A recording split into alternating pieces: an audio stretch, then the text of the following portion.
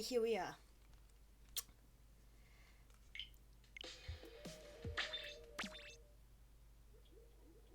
And there's probably some feedback right now because this is too loud.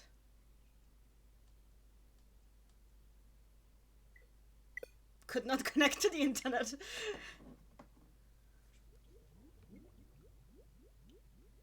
Okay, I need to close and re-enter the game, I guess.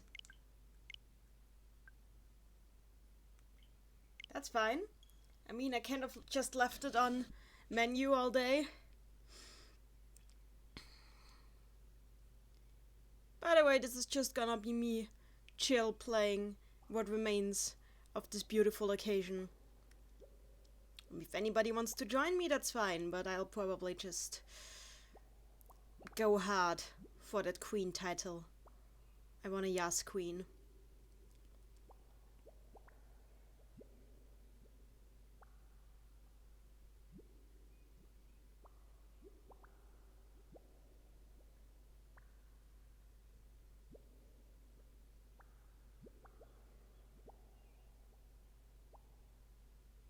Oh! It's already over? Or is it just because the internet... Oh, it's because the internet isn't working. Okay. Okay, the internet isn't working. This is bad. Then we will need to close game and fix internet. Because what... Wait, first I need... Before I do anything else. Why is this happening?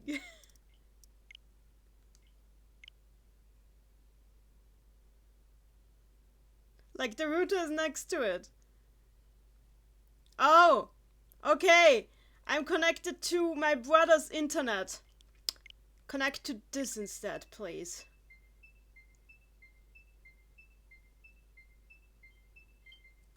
There! Here we go. Internet. Now this might explain some issues we had yesterday.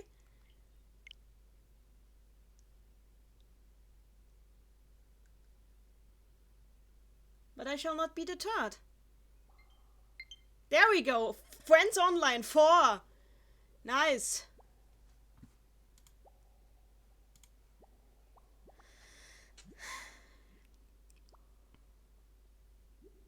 This is what happens when you live in a giant house where everybody, like, with all of your 5 million siblings. Basically, we're not living with my parents, but, like, we're living in a sibling community, more or less. And everybody has their own, there we go, this is what it's supposed to look like. And everybody has, like, their own, internet. And sometimes we cross-connect our internets. And then stuff happens. Yes, here we go, the girls!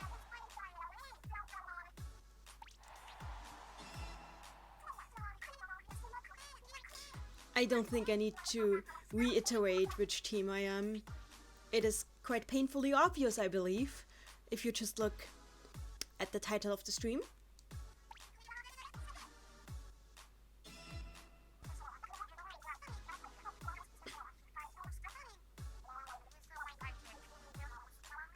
I love how even like 3 years later Pearl still claims she has never been at a museum at night.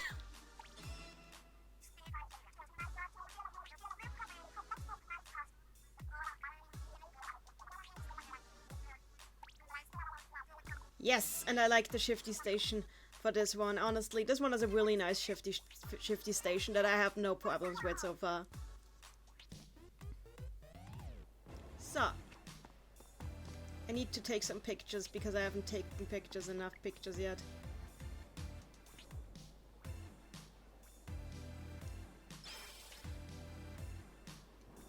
So I'm gonna be taking some pictures. Lisa is here. I love Art Academy. I think we all do.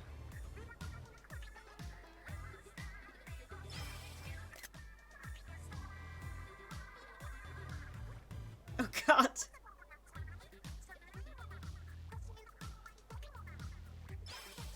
Honestly, there's so much. God damn it! I cannot escape him!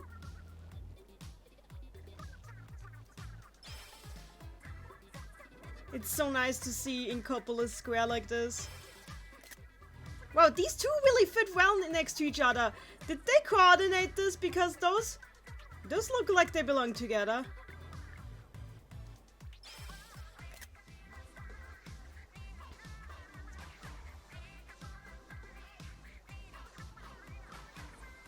Look at all these cuties. Just enjoying their days.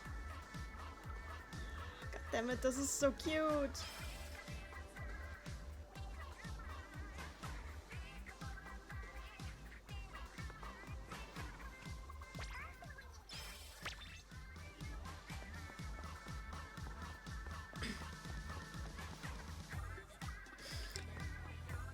Oh, hey!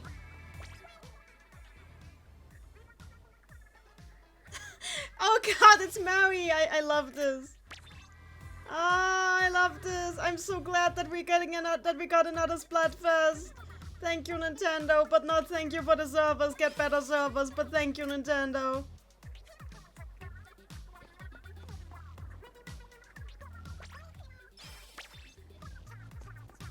Okay, Team Ketchup, let's go inside. Actually, and it's always kind of sad to see the studio empty. But like, you know, this is literally the last time we'll see that, so... I just need to take in the atmosphere. I've never seen her dance from this angle. Everybody only... What? I never noticed the smoke machine! Marina working that smoke machine like nothing. Pearl dancing on the edge. Can you get a picture of Marina from the side too? No, she's covered up by her station. Maybe from the other side.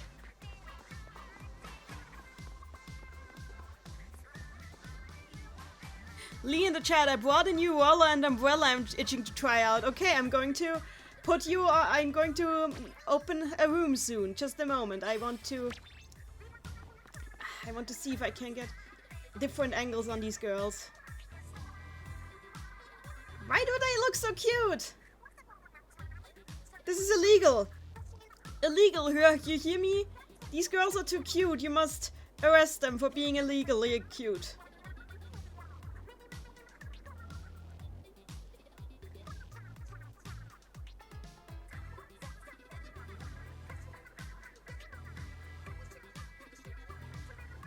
Okay, let's go. Lee in the chat, they're cuties, they really are. Okay, I'm opening room for us.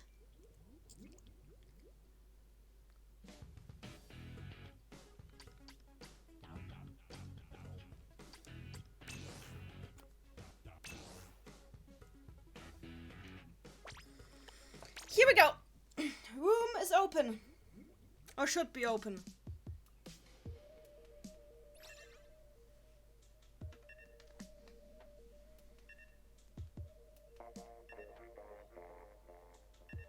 I'm still going for Queen.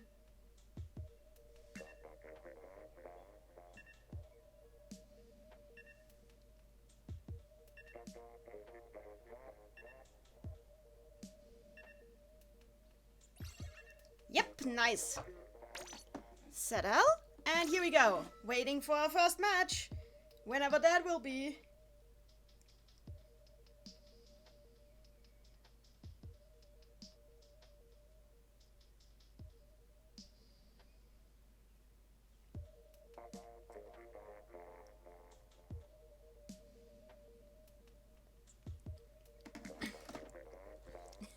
Lee in the chat, oh connection gods, please show us mercy today. I have good hopes for this, especially because I figured out that I was apparently connected to the wrong internet yesterday. That's a thing. There we go!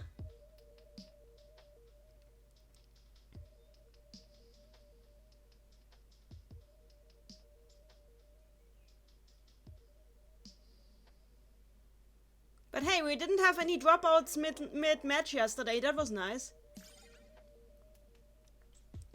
There we go! And it's not a mirror match.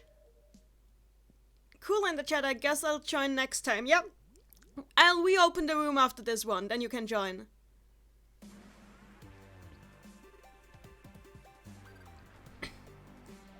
We're the Variety Society. The dudes and the cat.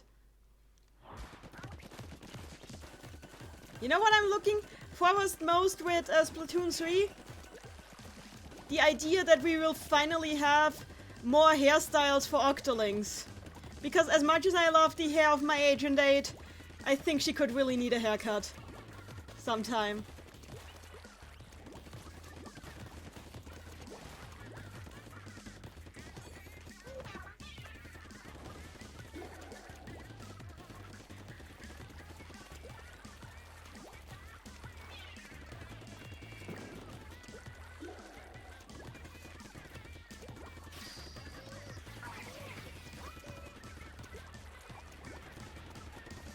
Lies on night, you just a day, this my side on get up.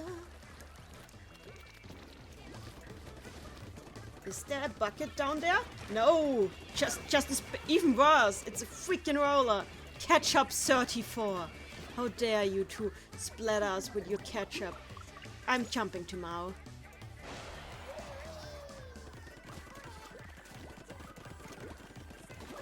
That was okay. That was kind of sad. I'm sorry.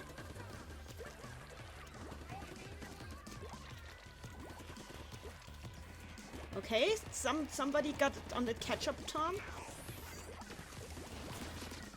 Haha! Goodbye, ketchup 34.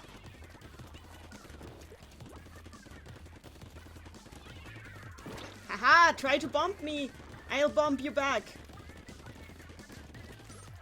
So people say there's a lot of newbies playing this time around because of the free demo. I can kind of feel that.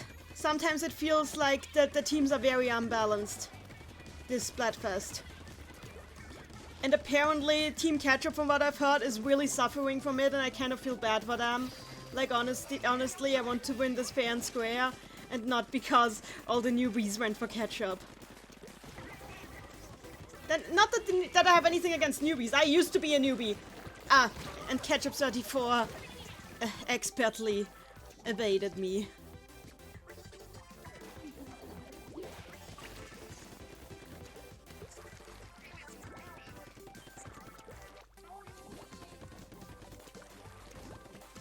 Yeah, I think we got that in the bag. I really feel sorry for Team Ketchup right now.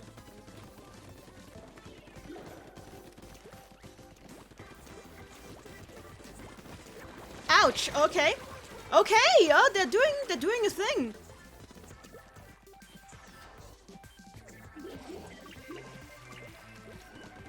Gonna get some extra points here. Huh, they really caught up those last couple moments. But I don't think that helped. Kazuna in the chat. So I spent way too much time last night playing SMT games on my 3DS. There's no such thing as spending too much time playing a game you love. Whew, that was fun. Okay, we are reopening the room so cooler so Dante can join. But we have a synergy bonus. Ah, they'll keep the synergy bonus without us. Opening a new room, just a moment.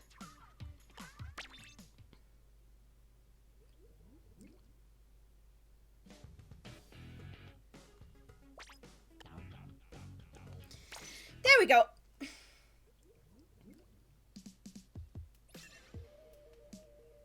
Will I ever use another weapon than my Duelie Squelches?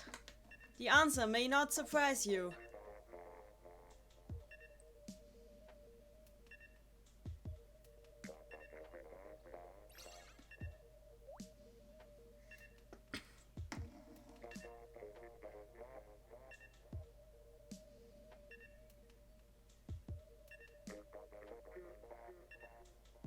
So as soon as this is over, as the Splatfest is over, I've started to translate my paper into English. And I think after like the Splatfest wraps up, I'm going to read it out to you guys on stream. because I love you guys and I love my paper. But the thing is, I haven't fully translated it, so it will be pretty much a sneak peek. Mary is here. Hi, Mary. Nice to see you.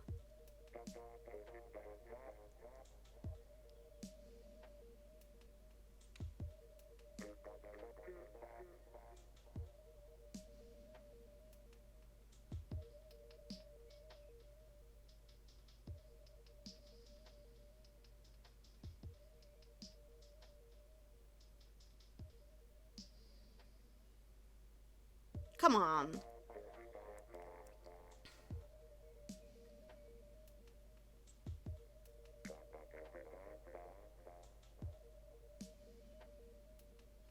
There we go. And why is my phone giving me an... Oh well. So, please Team Ketchup, come in for us. Coming, Team Ketchup. There we go. Like, I feel like Team Ketchup is probably the more popular one again. But, like, from what I've seen on the Splatoon subreddit, they're really struggling. Because apparently the influx of players that they got are mostly new players who got the game during the free demo period. And, like, I love new players. I love them so much.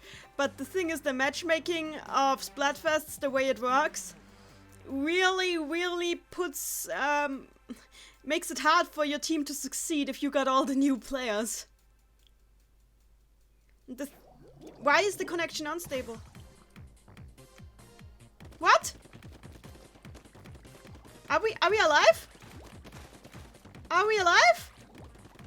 I'm so confused. What just happened? This is not how this usually works.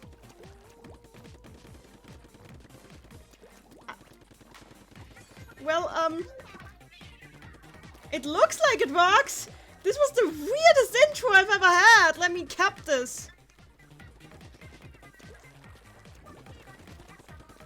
Huh! This has never happened before. So, 2 people are out. Ouch. Wait, I'm alive? I'm alive. I'm not alive.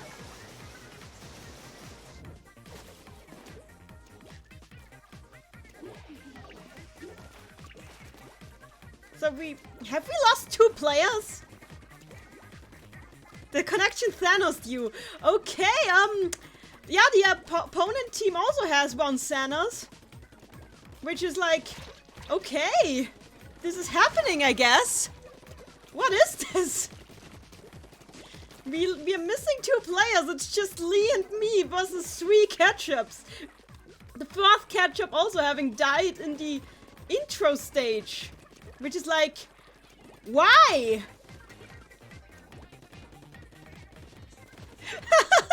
Cool in the chat. Perfectly balanced as all things should be. What? I hate the ultra stab. I mean, it's not like this is a fair battle to begin with, but...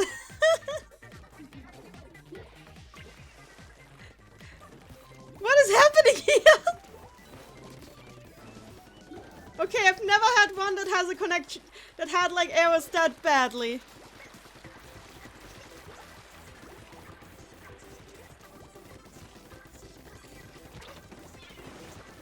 Well, I got my ult out at least.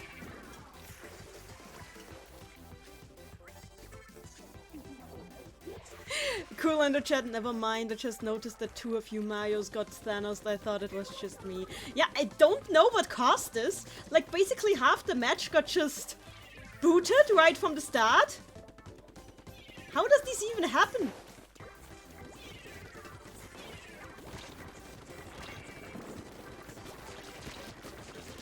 Goodbye, Elena.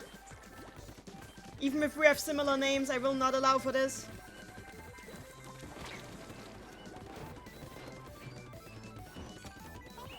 Well. I did my best, okay?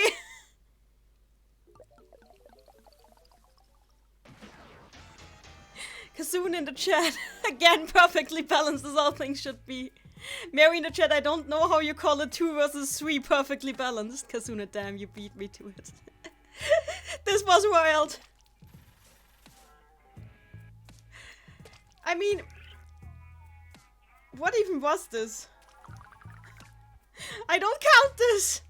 We're making a new room so we get Dante back. Cooler in the chat, my connection glitched out, super glitched out on me and I was stuck on the screen for like a minute. Yeah, that sounds about right. New room, everyone.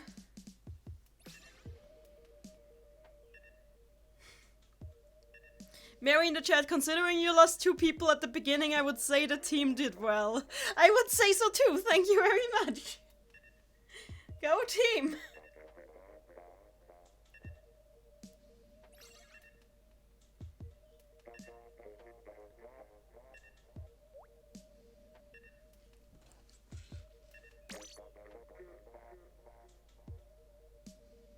Still waiting for Lee.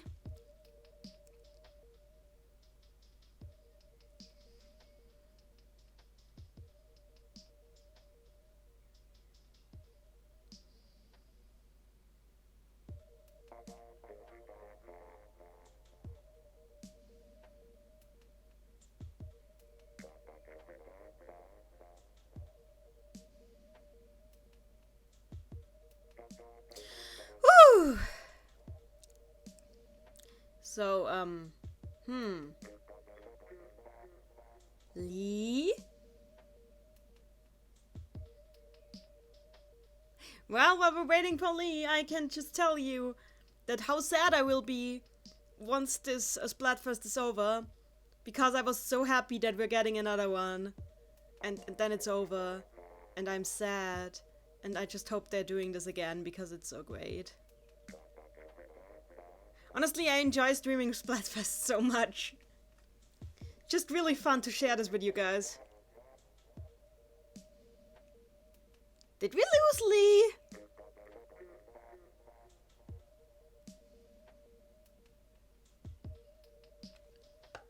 Let me check the stream participants. Well, Lee is apparently still here, so I'm very confused.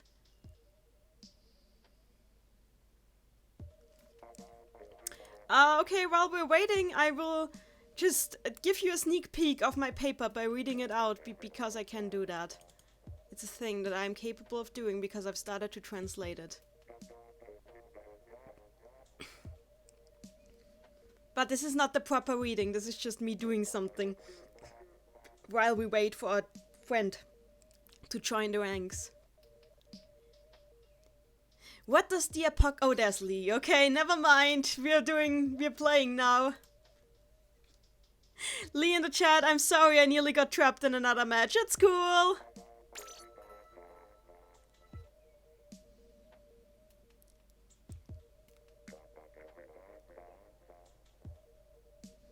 So now while we're waiting for the connection, I can start reading.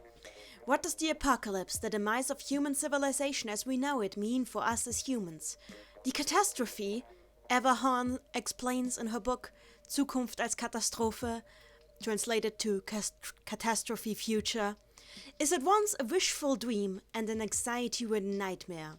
We fear an uncertain future, the consequences of the present and yet upcoming suffering it may cause. However, at the same time, we also feel attracted towards such scenarios of absolute annihilation, as the end of humanity also offers to us something other than suffering, namely healing of the wounds caused by humanity. In the present of the modern Anthropocene era, a geological timeframe defined by the consequences of human action, when war, climate change and poverty are an everyday reality presented to us by our news outlets, imagining a future without humans can definitely have a certain charm. Horn describes the post-apocalyptic New York devoid of humans, overgrown with grass and populated by forest animals, as portrayed in the motion picture. Connection lost, return to lobby. Okay, I assume my paper was not received well by the connection. Let's try this again.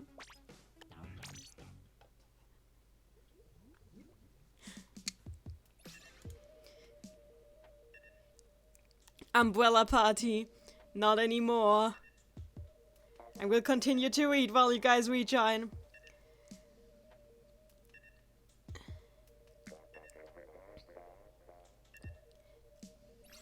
Horn describes the post-apocalyptic New York devoid of humans, overgrown with grass and populated by forest animals, as portrayed in the motion picture I Am Legend, in her own words as a seemingly perfect idyllic landscape where you can hunt for...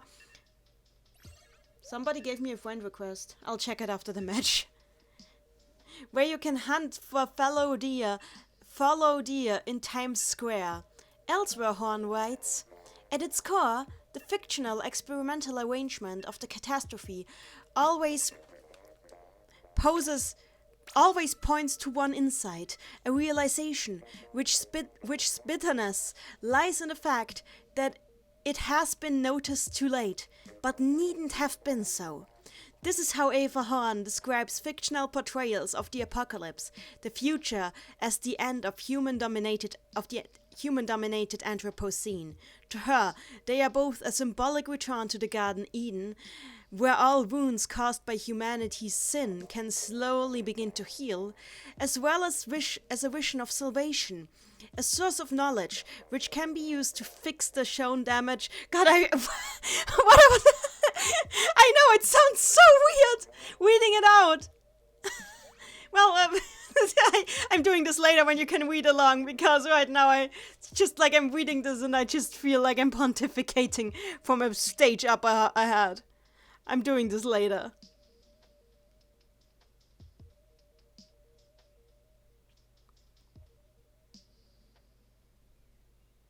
But yeah, that's the intro chapter to my paper on frickin' Splatoon. Because if you try hard enough, anything is science. That's what I will always tell you. If you try hard enough, anything is science. What is going on? What the hell?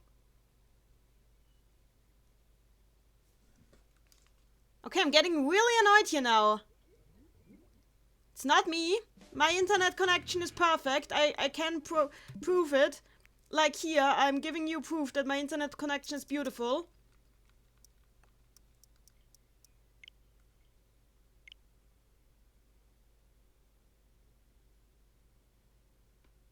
There.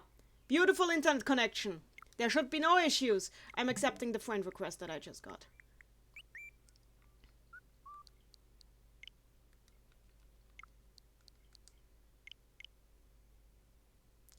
AV. Okay, AV, we're friends now. So I'm reopening the room. Communication errors occurred.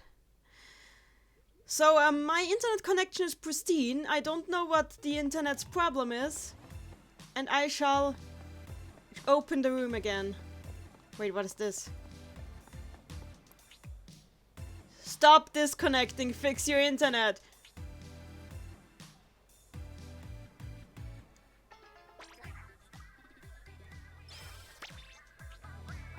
Okay, but this is not my issue. I mean, I like it because you put it there, but it's not my issue. I did not, as I've shown to you, that I had pristine internet connection. But I'm opening, no, not solo, friends. Because I love friends. Friends are the most wonderful thing. So, let's do this.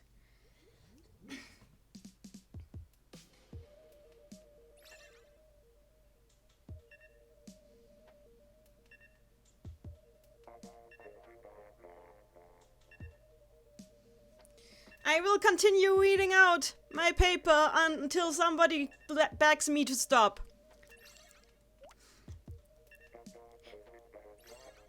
This is how Eva Horn describes the fictional portrayals of the apocalypse.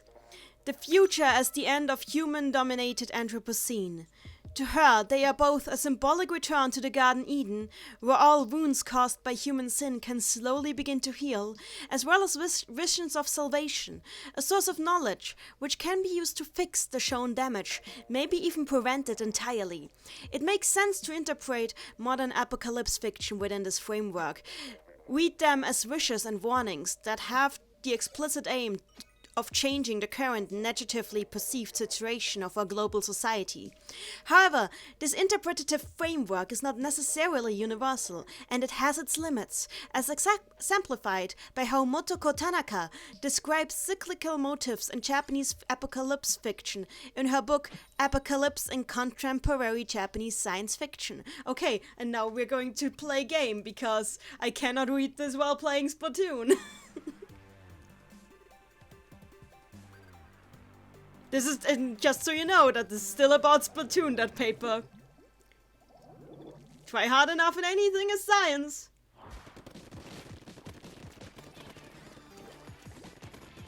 I love this map. It's a nice map. I wanna know what this says. Oh, it's written in squid language. I can't read this. It just looks like kanji.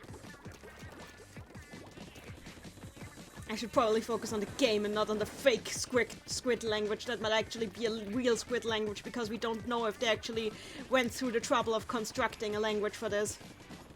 And if they didn't, somebody should do it. Booyah!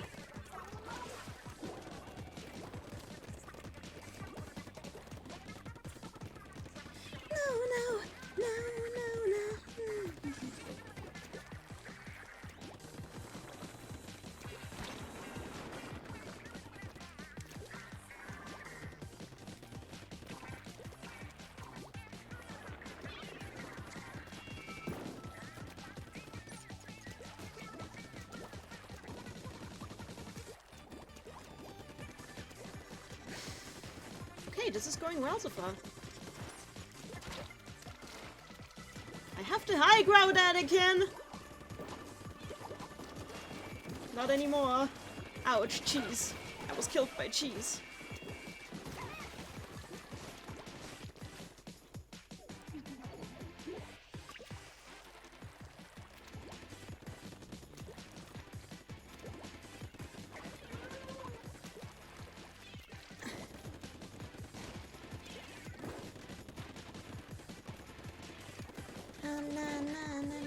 I need to get no kills in. I see as I get killed by Pecky Paw. Oh! You guys are doing really well!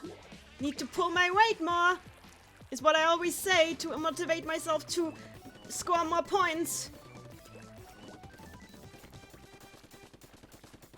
Lee is using a roller.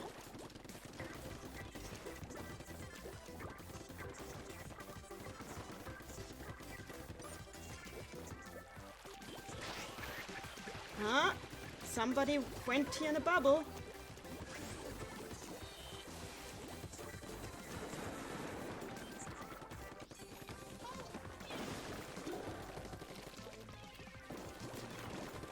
Ouch. Well, I got my ult out.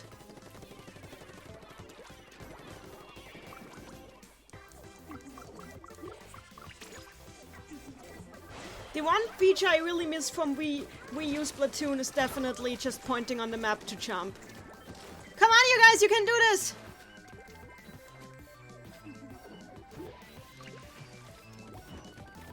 Maxi Metal in the chat. I wish I could join you, but alas, I lack a Switch. Ah. Okay, yeah. But we did our best, and it's okay. We did our best. We have nothing to be ashamed of. We're the champions, as you can see.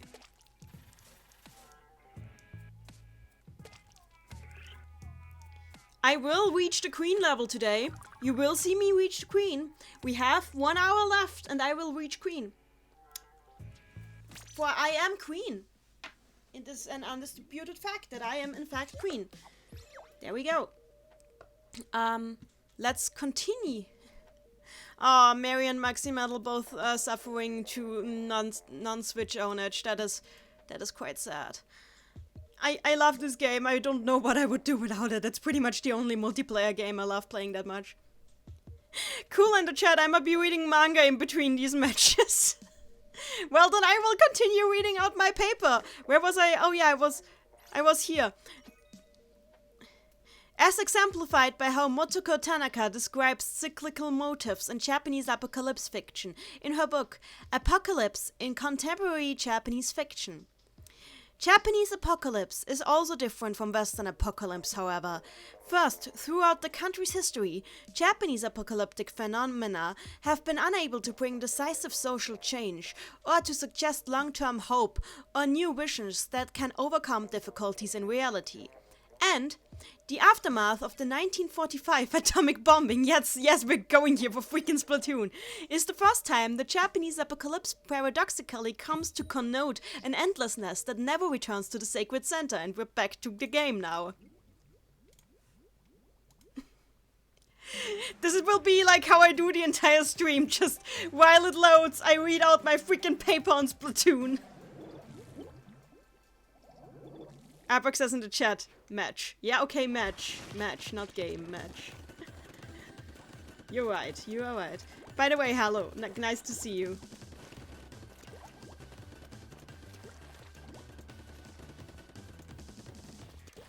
I'm always afraid of accidentally falling into a puddle that I forgot existed, because that's a thing that happens a lot in Splatoon. Because these freaking squids can swim! And octopus. They are the octopi.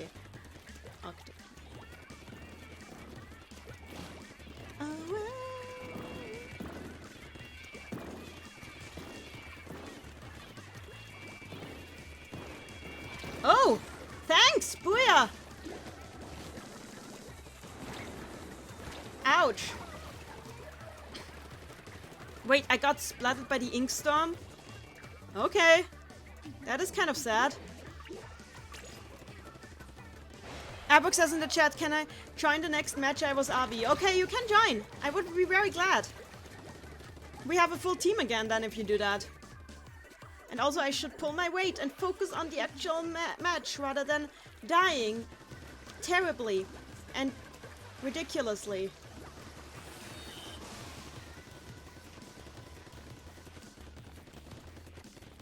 I saw, like, no joke, I saw a post on, on Reddit where somebody said made a meme about rewatching the stream of the streamer that he splattered 8 times in a row. And I seriously kept wondering, was that me? Is he talking about me? Because sometimes I feel like I'm getting stream sniped. Then again, I'm not willing with my like 2 views. I doubt it actually. But sometimes it just feels like it's like I'm feeling so attacked right now, you know? I know nobody would go out to stream snipe freaking Nanny Line. Like, who the hell even cares about me? Ouch! Okay, that was a bomb, and I should have jumped out of the way from the bomb.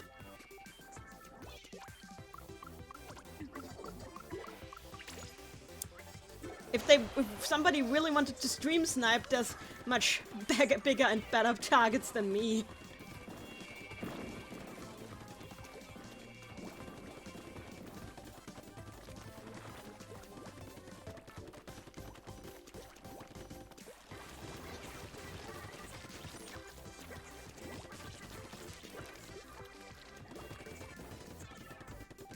And that is what I will be doing now.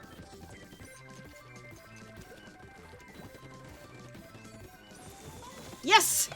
I got it out! Oh, it's not raining anymore. Okay. Well, we still won. Good work, team! And we're letting Abraxas join.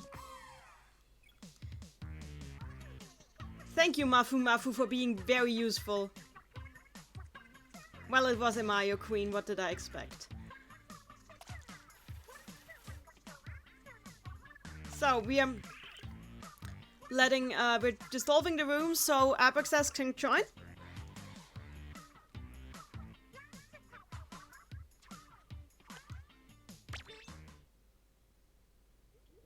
I wish there was a way to just let people join your room after the fact, but there's not, so this is the next best thing. So, while we're waiting for everyone to join, The aftermath of the 1945 atomic bomb. It's so weird to read this while this is going on.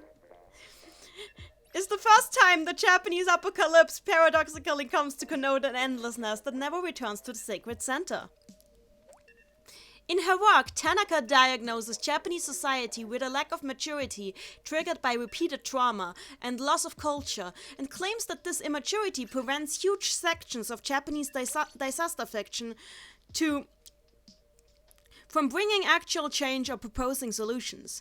Thus, Hon and Tanaka present two fundamentally different, perhaps even contradictory constellations of meaning within the same genre.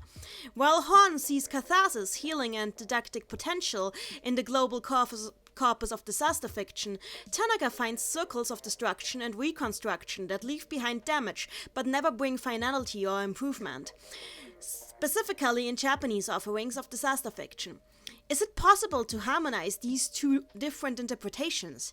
Using a rather unusual example I picked out of the corpus of Japanese disaster fiction, which portrays a post-catastrophe future. Dante, you need to thank you. Which portrays a post-catastrophe future where society has been fully rebuilt in the absence of humanity, I wish to use this paper to contemplate what remains of Horn's and Tanaka's models of the catastrophe future, once you have entirely removed humans from the equation of the world where after the catastrophe, yet life on Earth continues just as before. What remains of the world once you remove the humanity? This remains apparent. And it's even more fitting because we're getting the freaking museum. Lee in the chat, tell us about the bomb. But seriously, I'm liking your stuff. You're welcome. I'm glad you're enjoying it. That was actually the end of the first chapter that I just read. It was like perfectly timed. Like all things should be.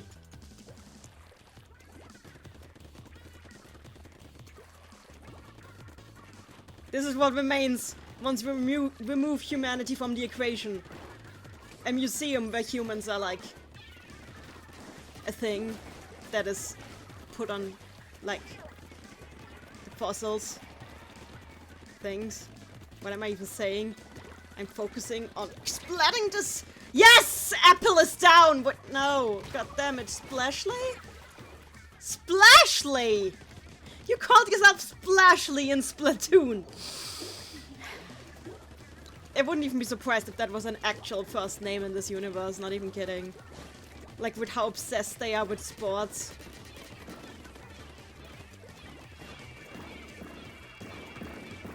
Somebody take out Splashly, she's bad news. Splashly. Splashly! I can't with these people.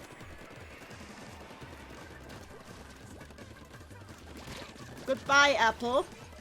What is it with me and Apple?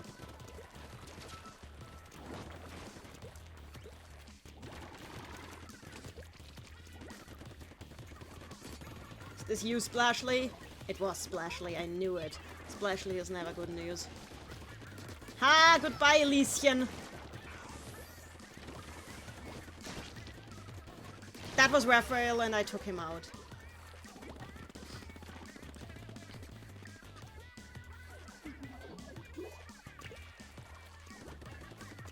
Does anybody ever wonder if Squidward is an actual name in this universe? Just wondering. Like, it would be kind of like the name Adam, which literally means human. It's Splashly. The spawn camper. Splashly!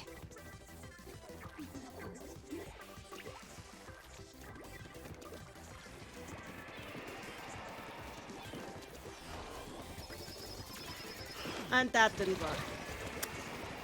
I was trying to kill a booyah bomb. Never try to kill a booyah bomb, it rarely works. Well, we cannot go up against the might that is the mighty force that is Splashly. There's just no denying it that Splashly is superior to all of us. She is the crown of squid kind. She has reached an elevated state of being.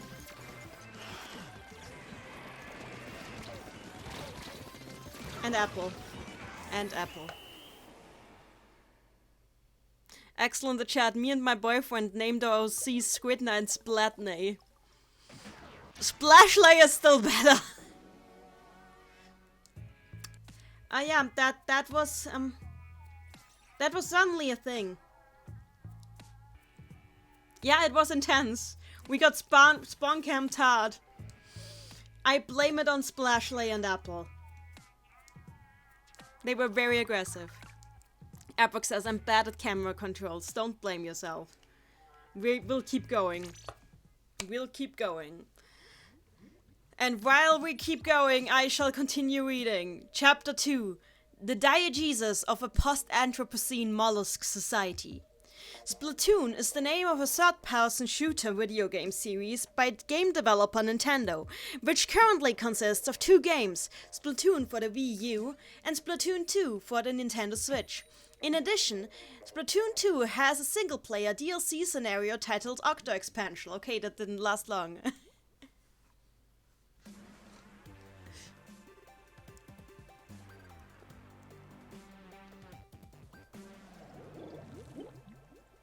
We can do this! Let's go! Booyah!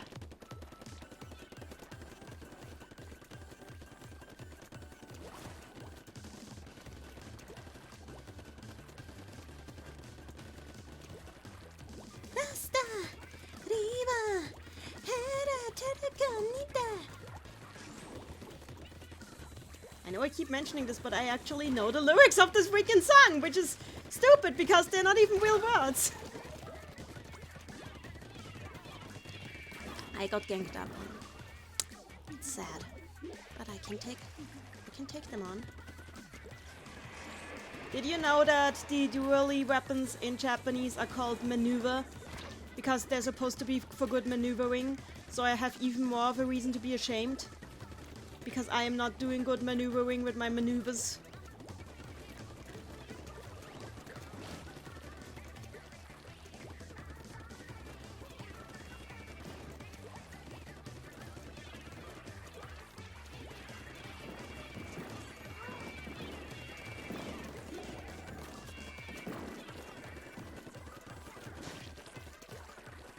Oh hey! That is looking nice.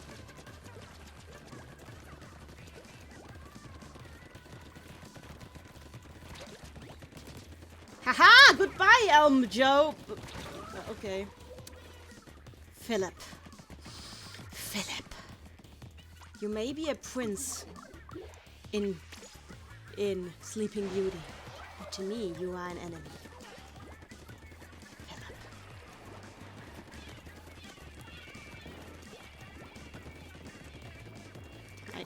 I should really try to get these people. The autobomb so annoying. That's so annoying. Ouch! Okay, that was ouch. We can do this! Take back the turf, everyone!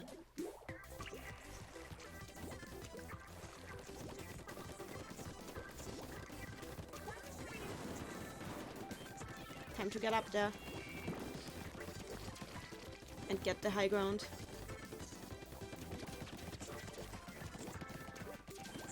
Yeah, try to catch me. You will never catch me.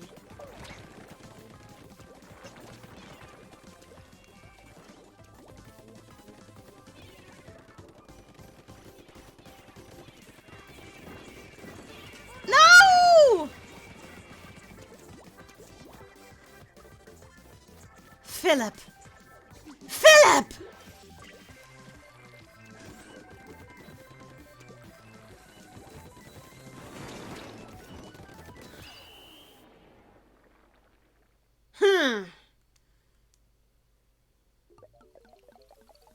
We still won!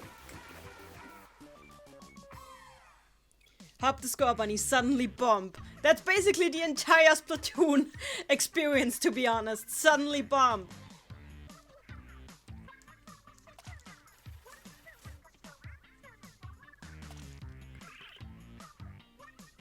We got the salty run back. Yes. Let's continue!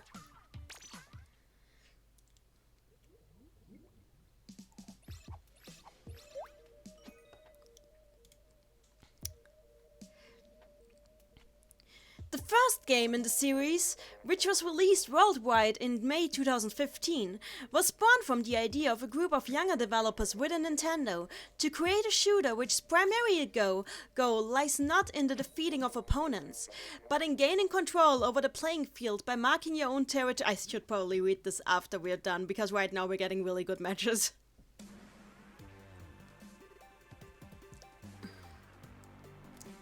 I guess we're not getting off this map anytime soon. Here we go!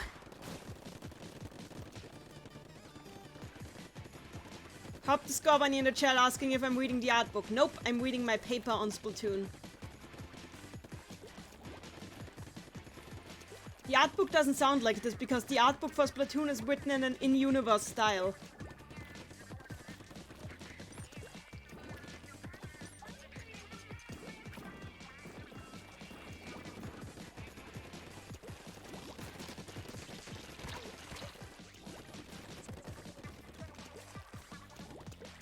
Come on, come on.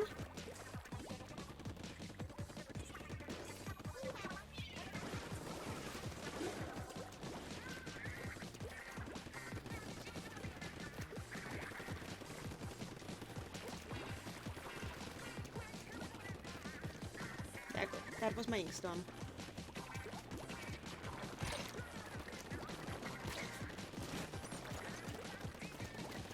Oh god, Agent FH? What is FH?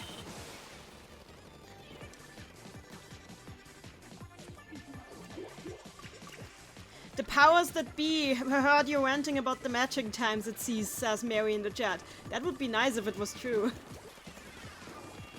But it's like 1 hour before end of Splatfest, so what do I know?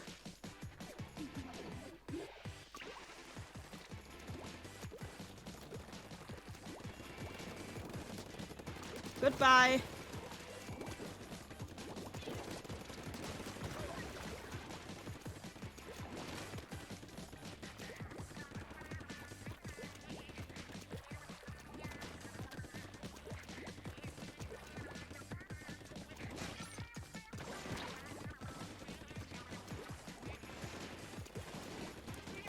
Come on.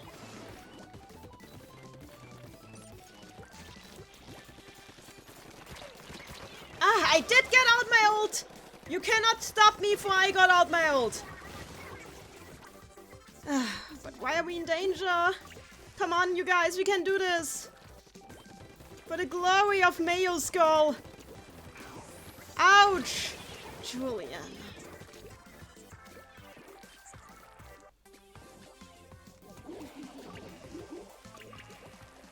30 seconds, everyone. We have no time to spare.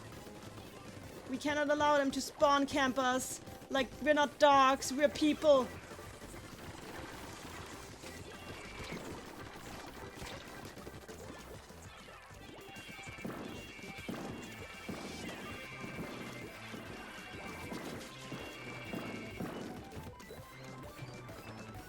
So, what did we do?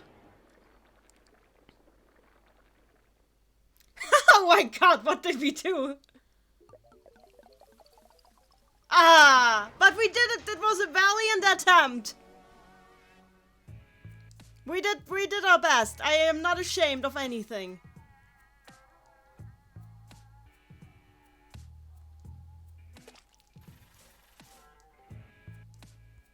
Let's continue. I have not reached Queen yet, and I will not rest until I reach Queen. Oh, I forgot to scrub my t-shirt. Whatever! It's fine. Play again.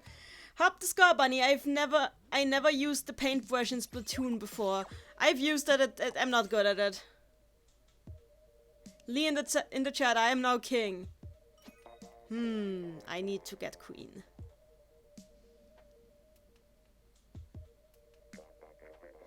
Hop the score bunny. Can Splatoon 3 please use the single player stage gimmicks from more of the maps? That would be cool. Yeah, we're getting pretty swift, matching right now. That's pretty nice.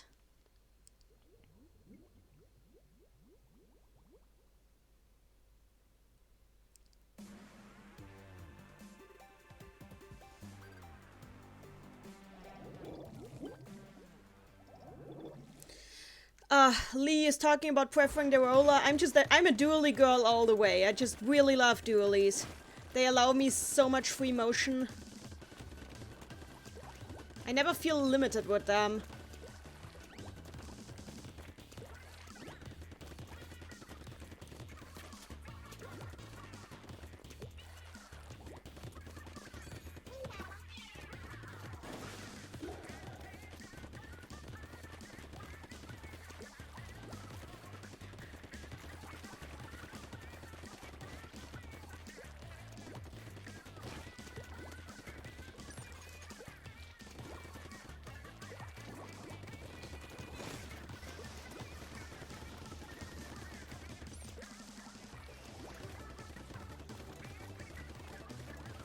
I wonder if the term wayside cool is supposed to be like a reference to the 90s saying way past cool, which is often attributed to cartoon Sonic.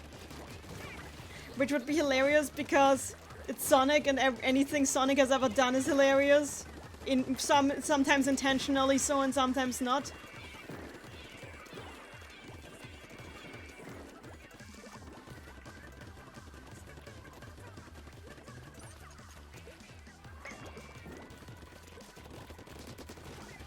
Super nut.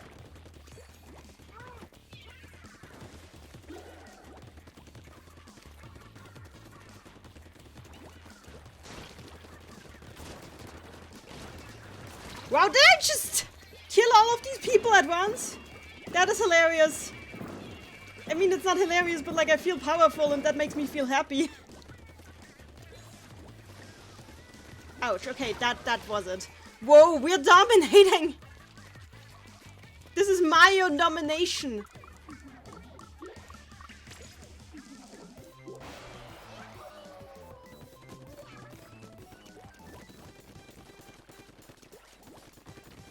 It's the Mayo nation. Goodbye, world of Pixel. Are we spawn camping right now? Is this what it is? Is this what it feels like to spawn camp?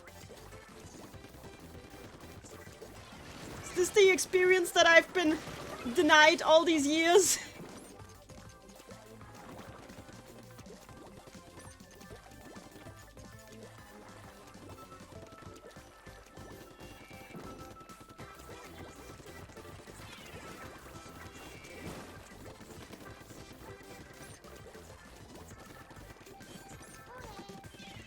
Here we go.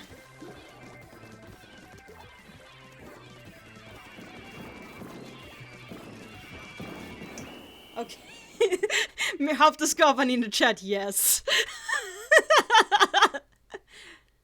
Well, they got a bit of stuff in. I see one booyah bomb in there. Okay, yeah, we absolutely dominated that one. Did they have an AFK or something? Doesn't look like it. Wait, I think they had one AFK. That's just sad. I'm sorry. Let's continue.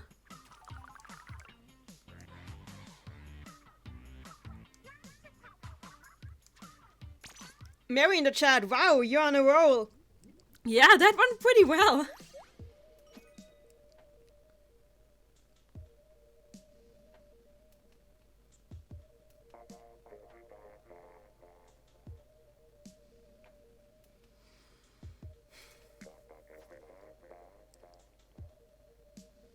We got a pretty balanced team. 2 dualies. 1 roller. 1 shooter. Yeah. Somebody needs a blah blah blah. Nah, I'm just kidding. I wouldn't do that. I wouldn't do that to anyone. Actually, I would, but not today. No! It's a mirror match! Huh. Okay, mirror match then. Guess we're doing this.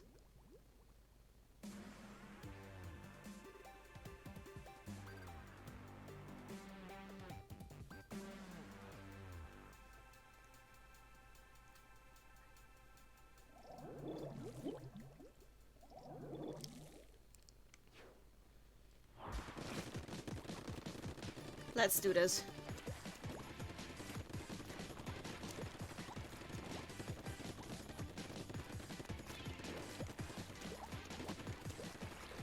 We're blue now. Actually, no, it's purple. On this screen it looks blue, but on my other screen it looks purple. Huh. This is weird.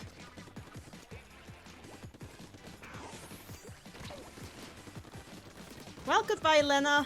Why is there so many people named Lena there today?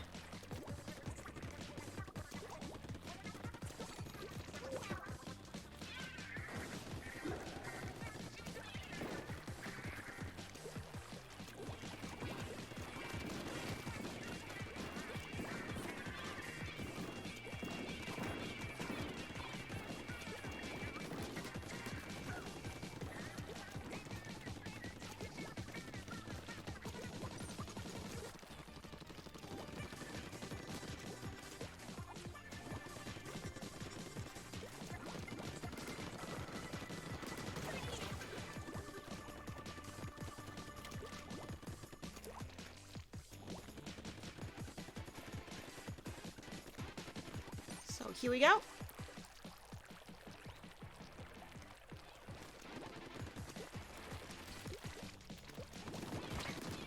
Yes! Goodbye, Lena.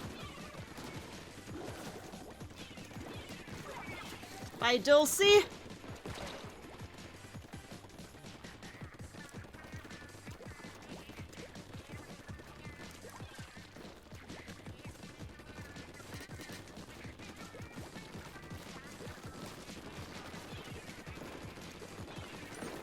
Ouch, okay.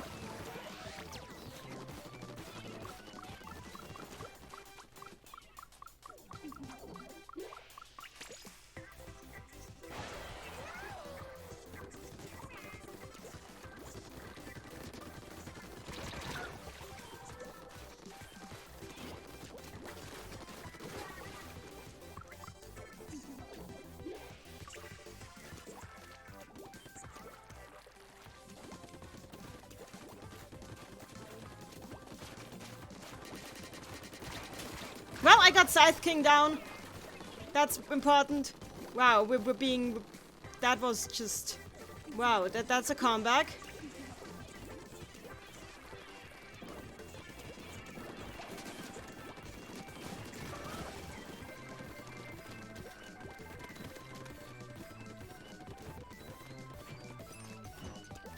Okay. Mary in the chat, I know it's a mirror match, but still, when I see alt colors, I can't help but think, wow, that's a weird color for Mayo.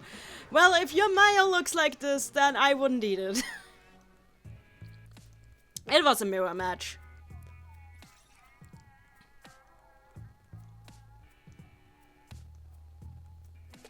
Let's continue. I have not gotten my queen yet. I need to get to queen. And you will all help me to become queen.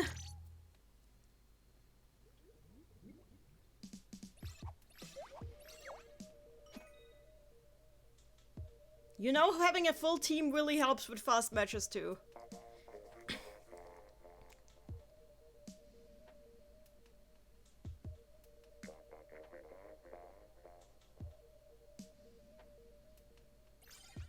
Lee in the chat, you've always been a queen nanny. Aw, shucks. So sweet.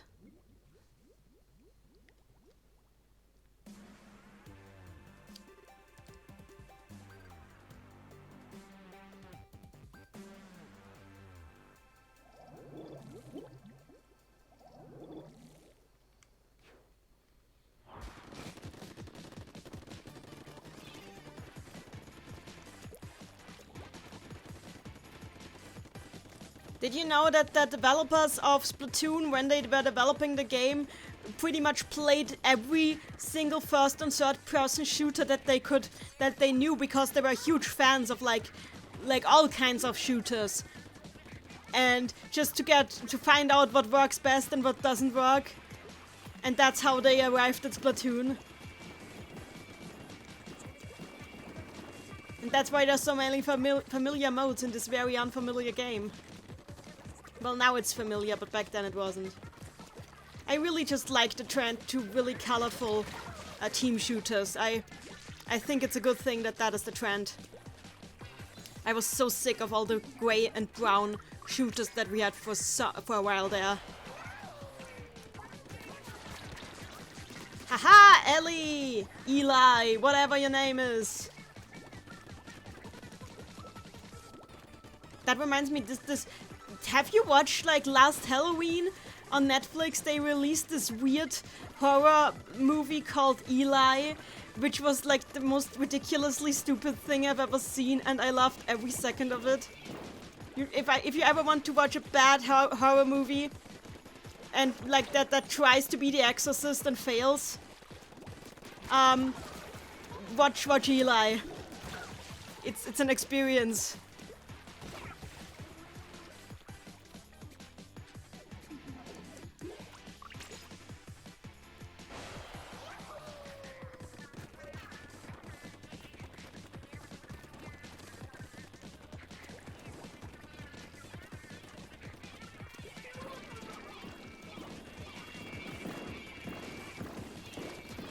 Haha!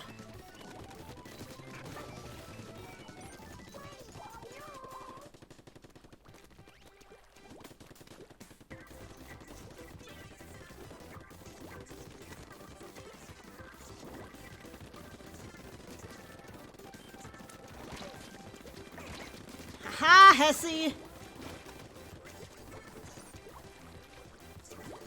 Ouch. Well, I splattered Eli!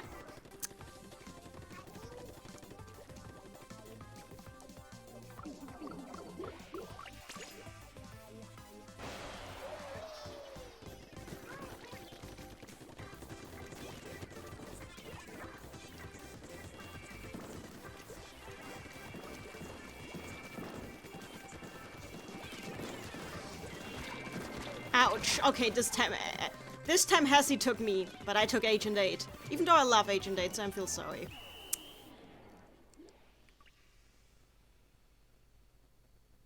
Yeah, I think we know who won this one. Nice!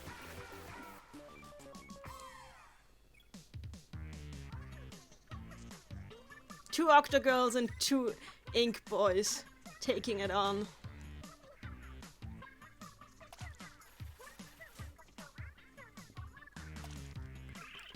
Yes, I can feel the queen coming closer. And I need the queen. I mean, look at me. I'm a queen. I have a crown. Mary in the chat, honestly, yeah, after all the realistic war shooters with the color palette of a Snyder movie, colorful shooters are definitely welcome. Yeah, definitely. Mary in the chat, and once again, Team Mayo stands triumphant. What else would it be? Haha. Powerful cloud has been gathered. All our cloud shall be focused to sacrifice to our Lord and Savior Pearl Hozuki, because she doesn't have an official last name in English, so I'm just using her Japanese surname, which is Hozuki.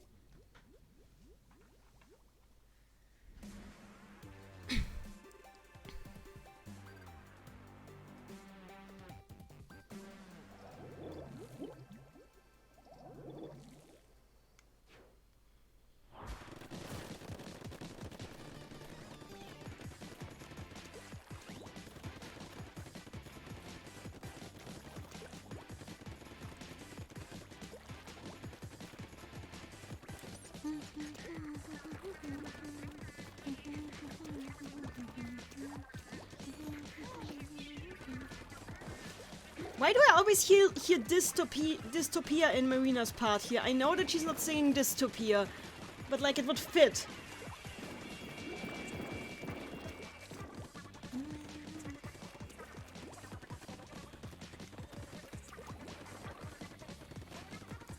Oh no! That was my fault. I stand by my sins. I don't know how I screwed up so badly.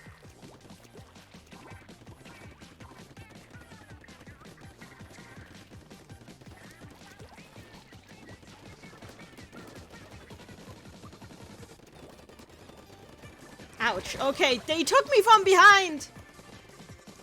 Oh, from front? How did they do that? Wow. That was skills. I will not deny the skills when I see them.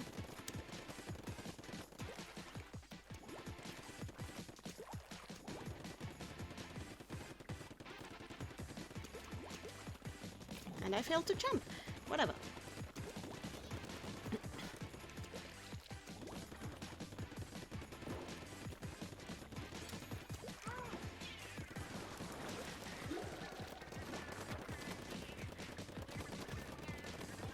Distant.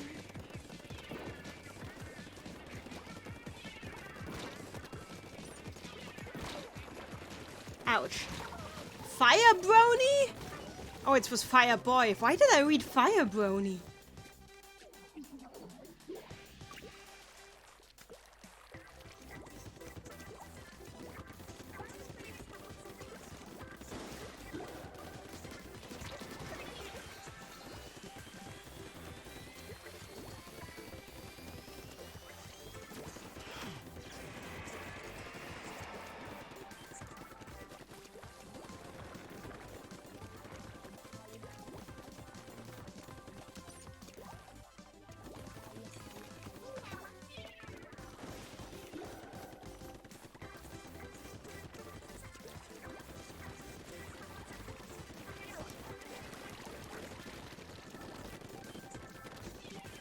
Ouch, Lori!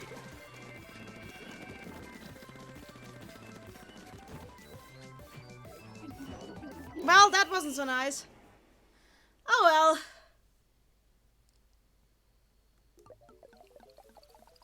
I shall still be queen, and there's nothing you can do about it.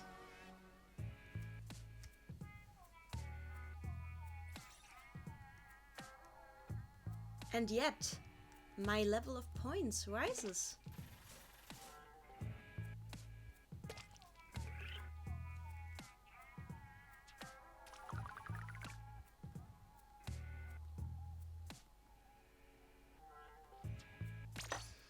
I feel like we've got a pretty even win-lose ratio today. Like, I feel like we're pretty much winning every other match.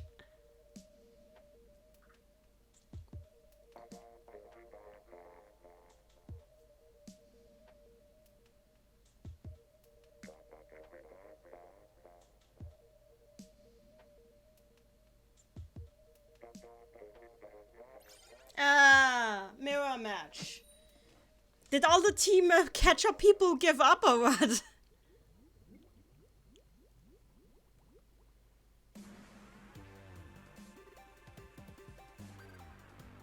Well, we're green now. You're a kid now, you're green now. Nearsighted squid quartet. Because they put on shades.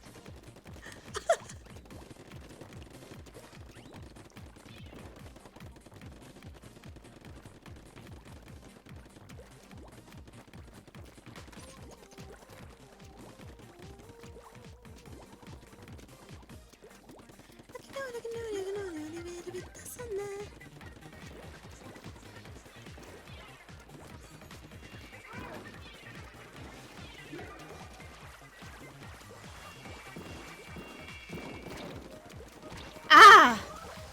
Liu. Wow, they're taking the entire right side of the field. That's fascinating. I've never seen a formation like that.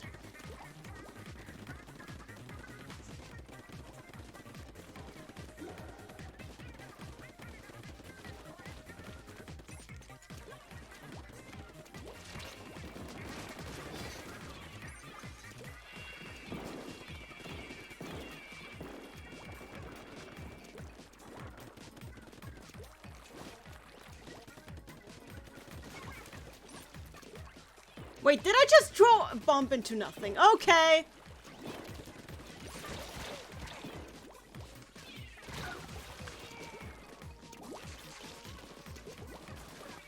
Plus. You called yourself plus. I'm not nonplussed by that. Is this can sense.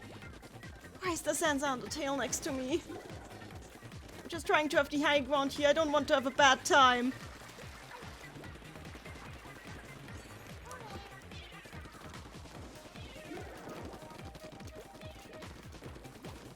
Ouch. Okay, never mind.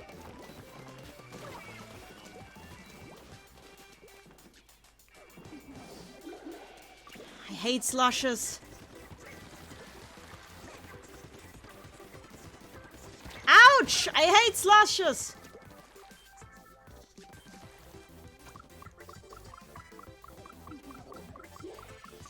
If they're taking our spawn, I'm taking theirs with Dante. Dante, here I am. Best bud.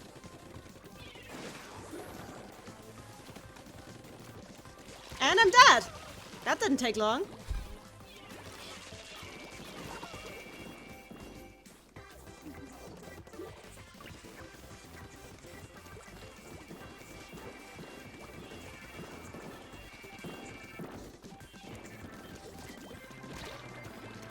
Haha! I took one down. I think that was my first kill this match. Huh. Yeah, yeah. Yeah.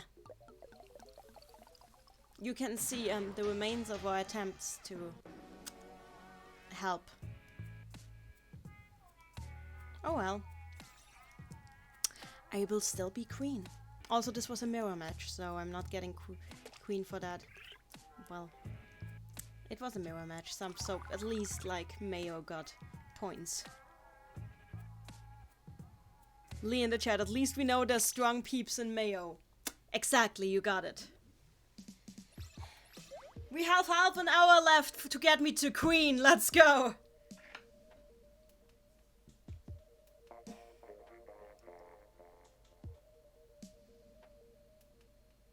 Dante? Dante?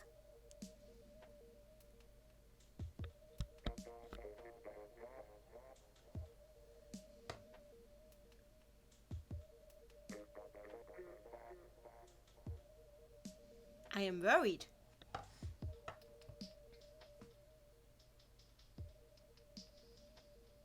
Mary waves the Go Team Mayo flag. Thank you! But Dante, where's Dante? Oh! Wait, Bubble? We lost Dante! Oh well. We will have to we let Dante rejoin after this.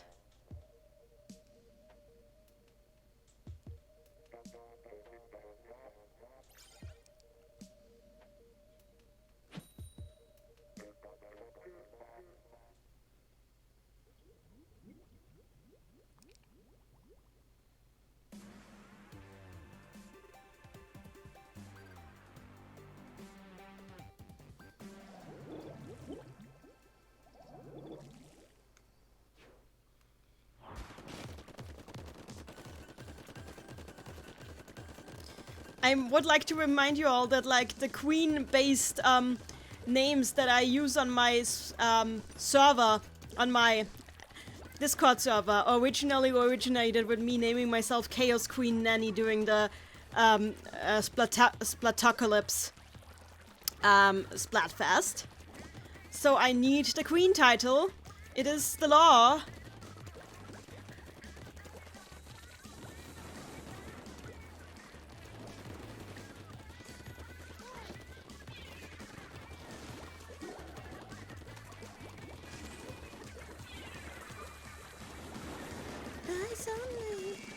Ouch, okay, that was bad on my part. Best bros. Oh, that's cute. The match is not lost until there's a disconnect is my motto. Which I just made up. Haha, Jesse, goodbye. Wait, what? An autobomb up here? The hell was that? Now there.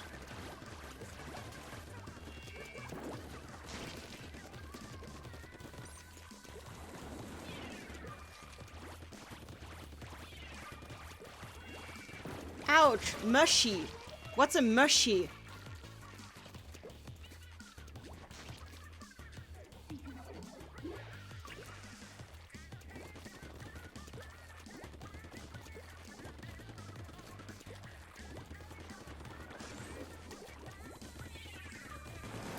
Ouch, Jesse.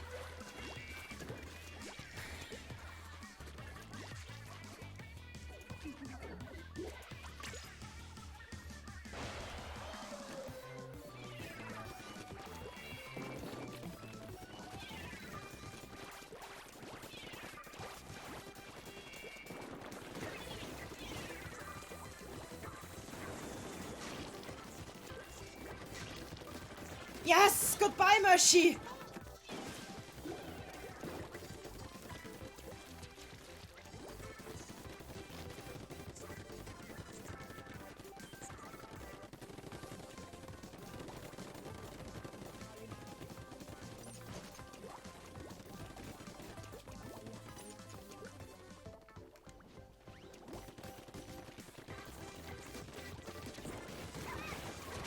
Ouch.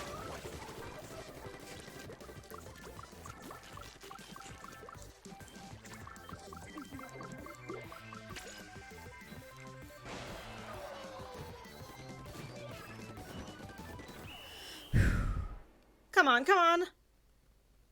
It looks okay. No! It's half a what it's 1%.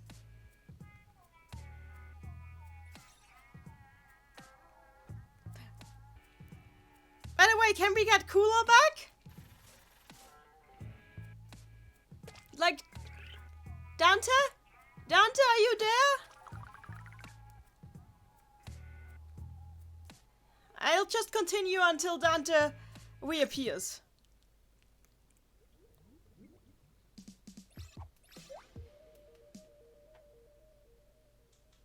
Wait, what? We lost? Oh, there's Lee, okay.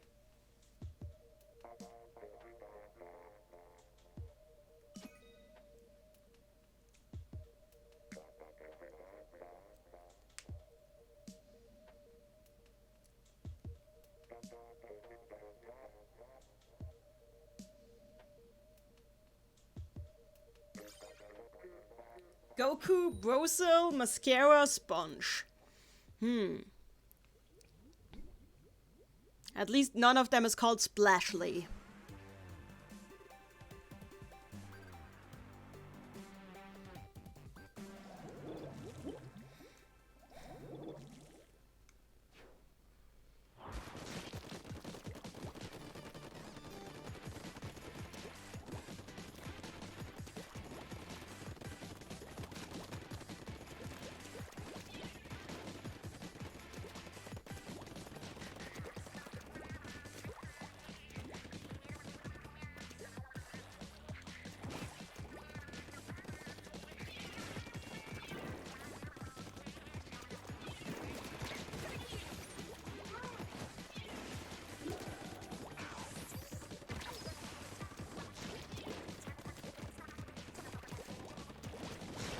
Finally, Goku's down. That sounds like I'm watching, like I'm currently watching Dragon Ball or something.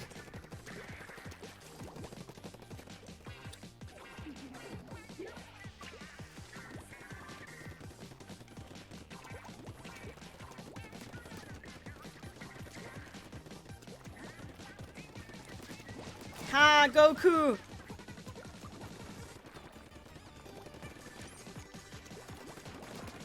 What? I am out of ink. Ah, this is annoying.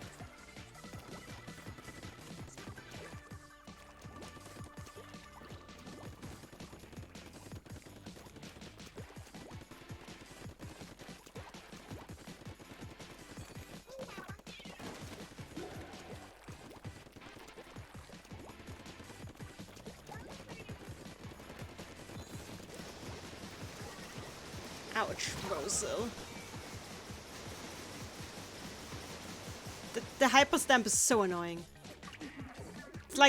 It's like the ball, but like on steroids. What the? That was a miscalculation on my part. I feel like this entire field is a miscalculation.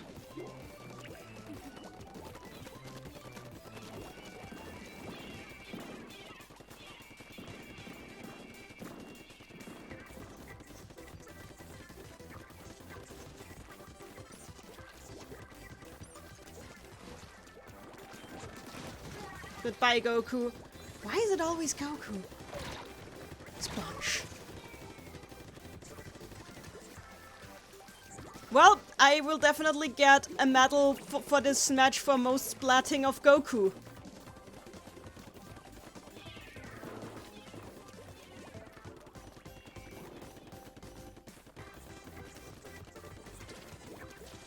Are you Goku? No, you're Sponge. Good.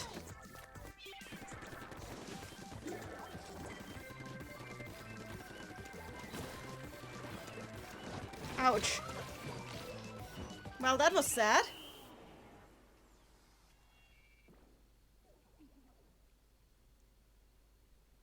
Cool in the chat. Sorry I disappeared the last few matches. It was Grandpa's birthday and I was thinking happy birthday. Oh, that's so cute. Happy birthday to your grandpa.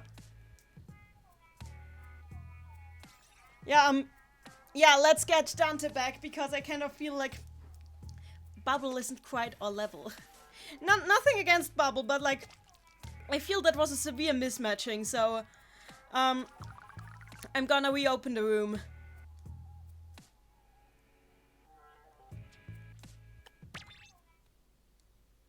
We have 25 minutes left to get me to Queen, everyone.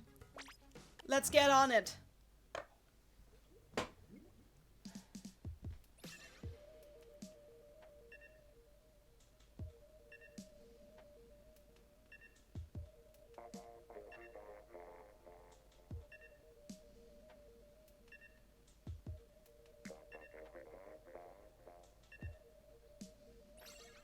Lee in the chat, I'm gonna have to leave after the next match. Oh no, that's sad.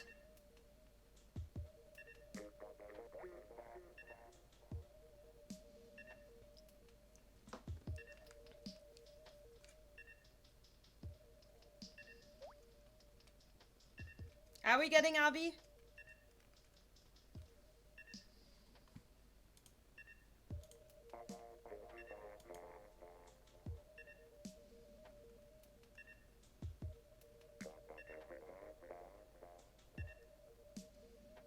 I feel like Avi... Oh, locked into another match. Okay, then we have to do it like this. We can't, like... I can't let Lee just time out of us.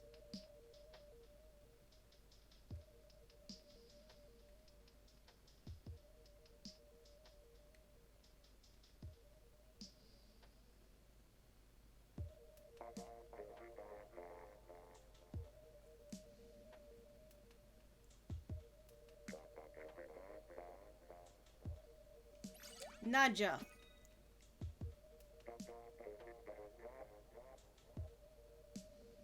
How come both of you are king and queen?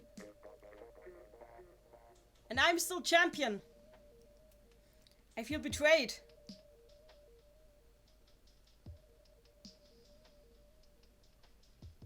What? Okay, I guess I have to reopen the room.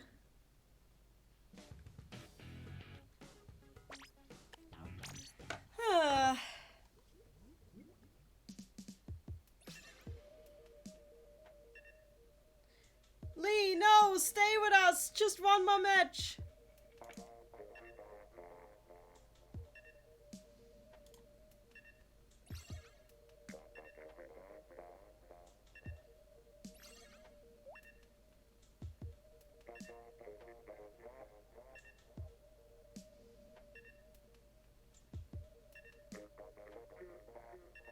Dan to join us.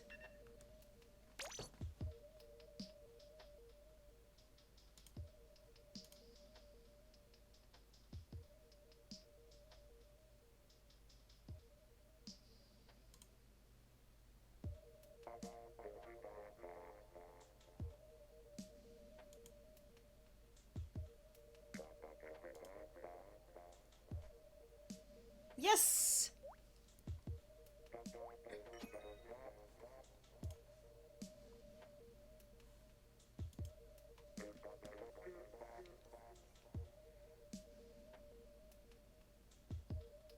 And don't worry, I'm not actually angry that you guys are ahead of me. I could have played more, but I chose to translate my paper instead. 20 minutes left!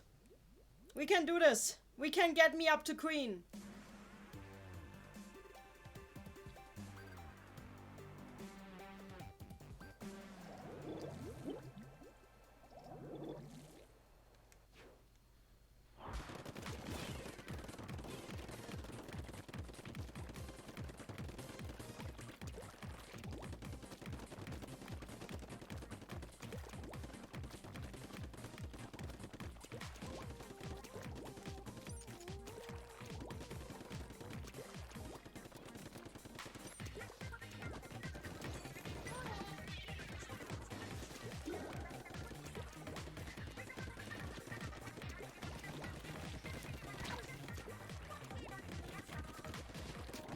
Haha, Draco!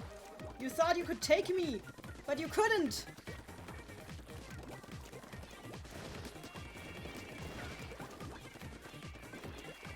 Assist kill.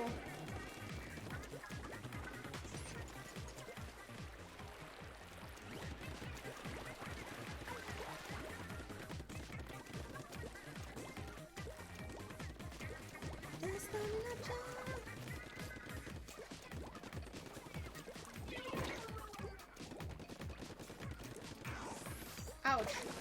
Ouch! Okay, I was killed by a hamburger. Hamburger. Oh, because that's what you put ketchup on. I get it.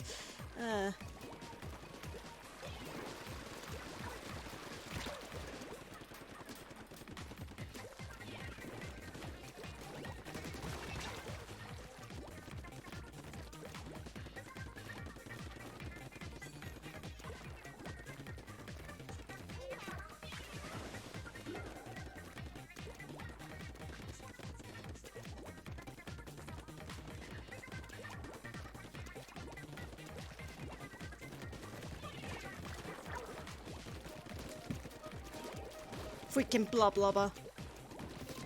Ouch. We can still take this, you guys!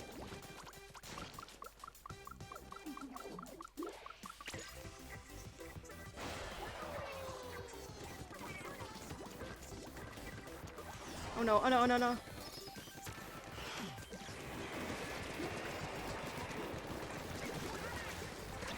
Ouch.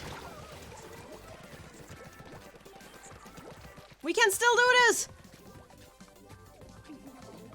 Just ram over them! Kill everything that is in your path! Leave no survivors! Take no prisoners!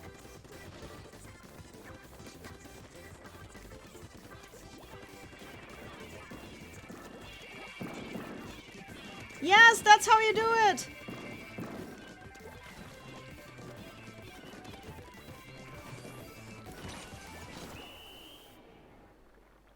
Fury in the chat. Oopsies, I'm a bit late to the party. Hello, everyone. Hello!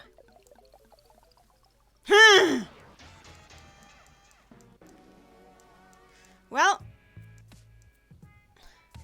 seems like Lee has to leave on this note, which is sad. But we shall avenge you. I can still do this. 15 minutes till apocalypse.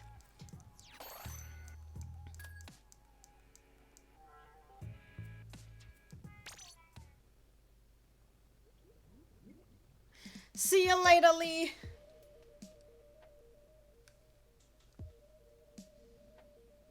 $50 till this is over. Can I get to Queen?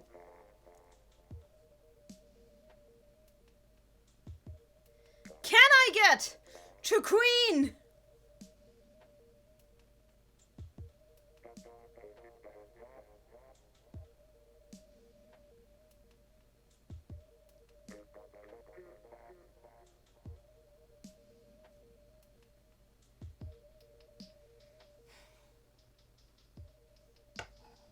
Can I and my curry that I still have next to me get to Queen? My marble curry.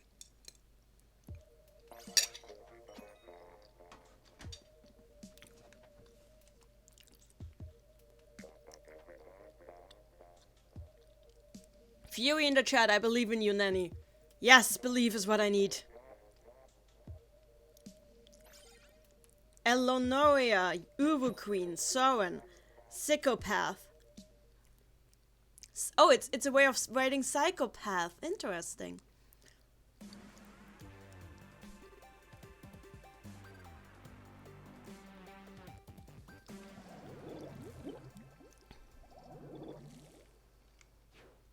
Let's do this.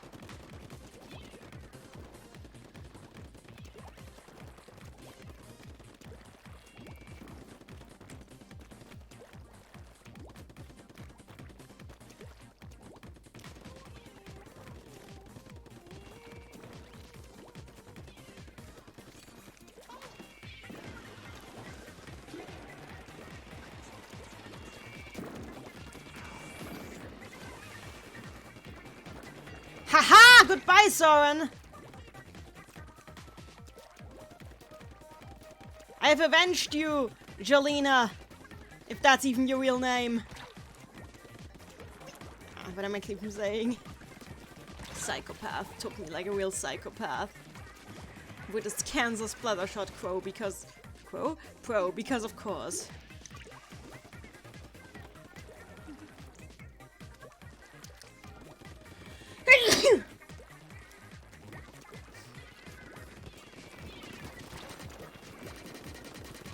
Why would I even place that?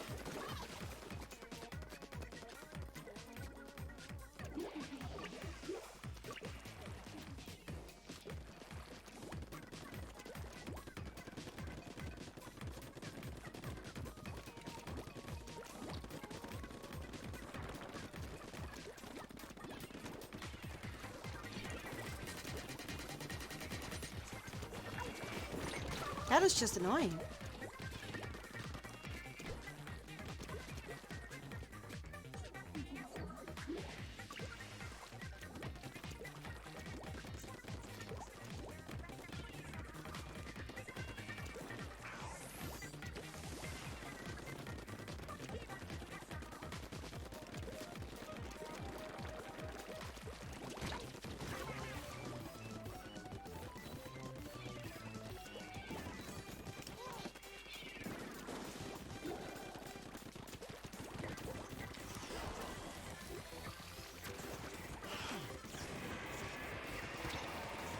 Ouch.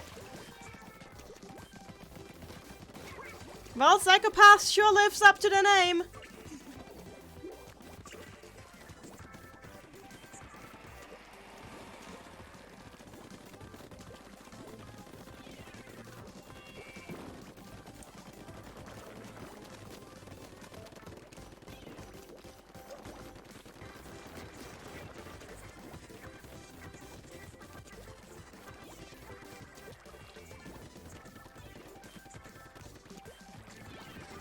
Ouch! No! Not Psychopath again!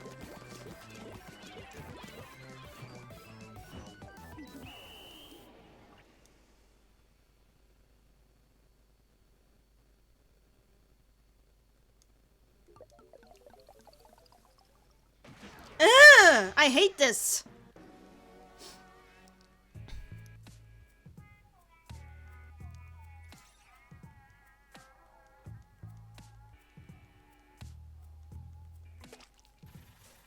Continuing.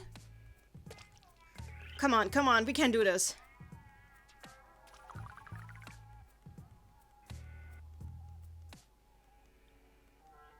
12 minutes!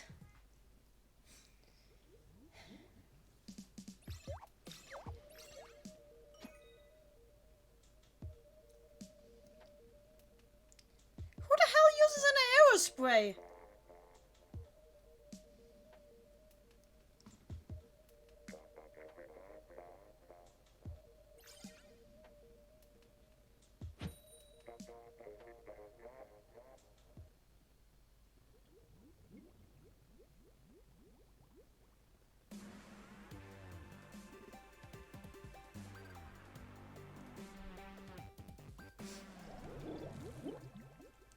Apparently this person uses an aerospray, oh boy!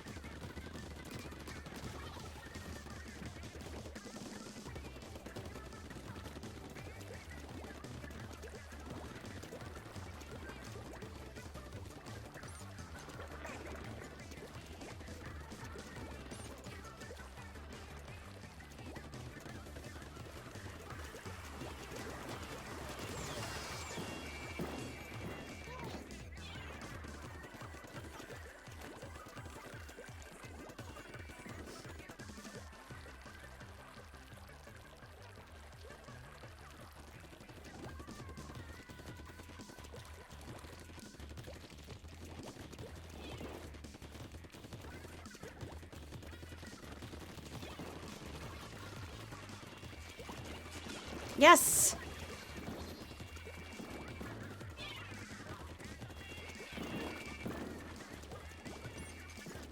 We can do this. We can do this!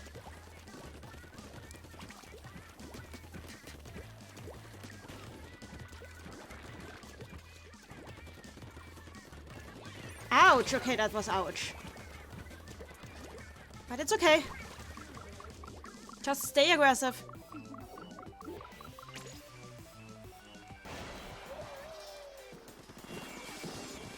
Ugh.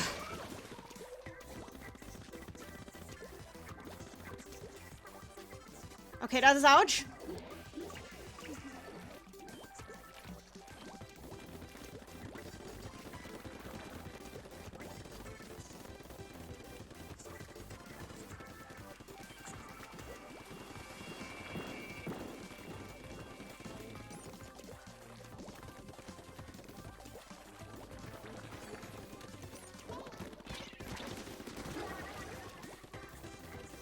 So, the invader has been warded off. This one too.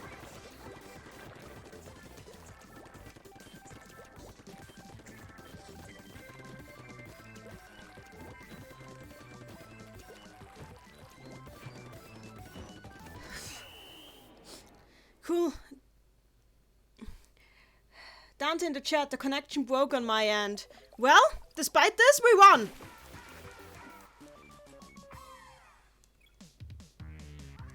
Despite this, we won! And sorry, I have no time to remake the room. It's 8 minutes left. I have to keep going. I'm sorry. I can't, like, leave you back in now. I really need to make sure, to make every minute count right now, so I really can't let you back in. I'm very sorry for that. It would just take too long.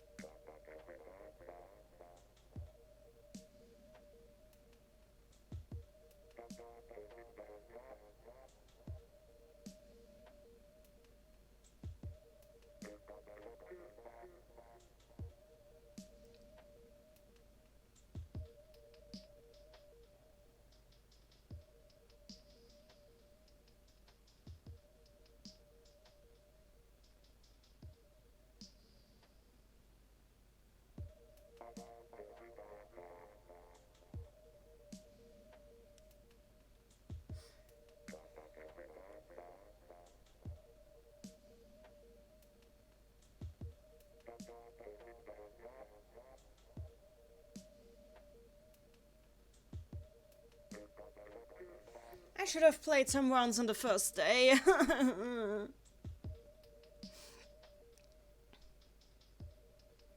There we go.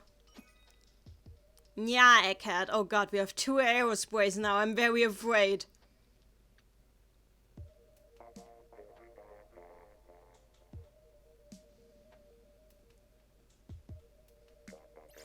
Wait, that's the same team we just fought against!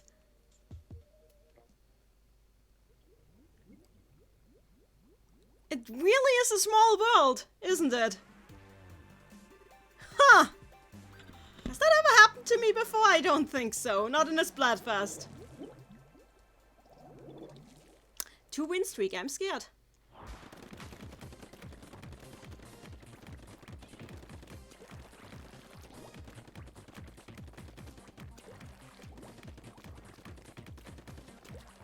So basically they went on to murder some more after murdering me.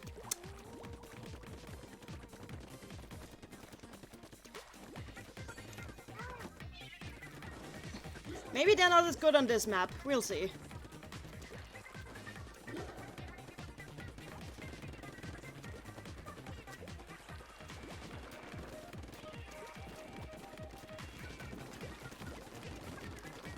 Ouch, Psychopath's range is...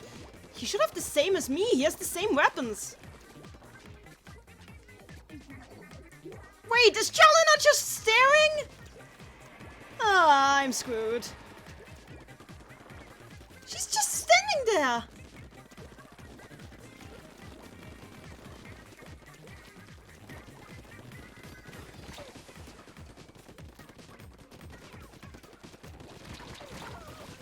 And Cholina hasn't moved. Oh, now she's moving. Oh, wow. Can you just aerospray something? Or whatever it's called when you use that absolutely useless weapon.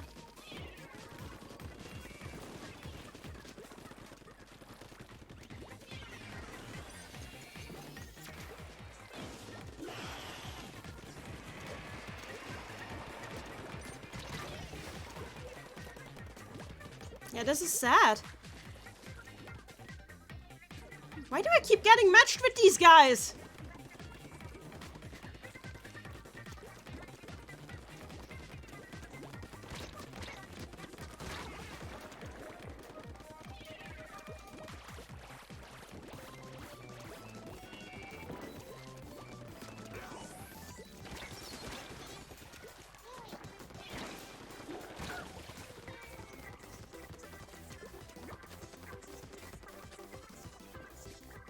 Jolina's just standing there! This is not fair.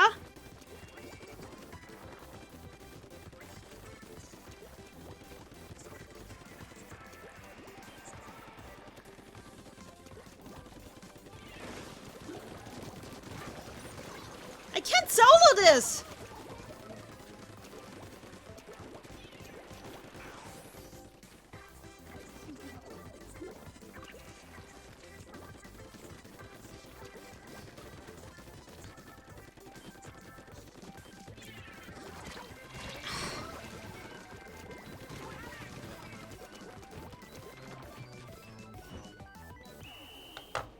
I'm... The fuck? You know, disregard what I just said, I'm disbanding this team. I can't play with a player who just stares at the spawn and all game. That is just stupid. She didn't do anything. I think she's just here to manipulate. And I know that sounds like very... Disregard it, I'm disbanding the team and making a new one.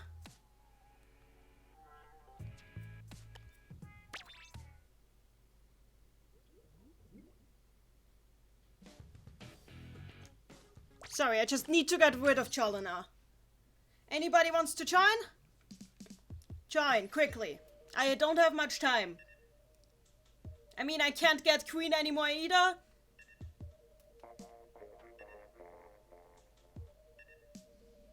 Actually, never mind, I'm just doing this now. I'm doing it solo.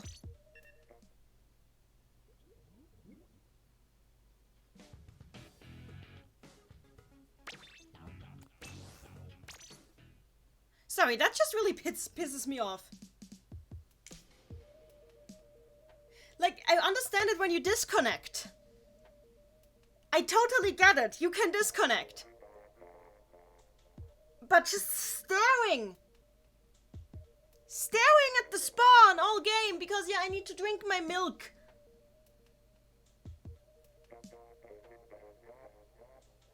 That's just the lowest form of stupid.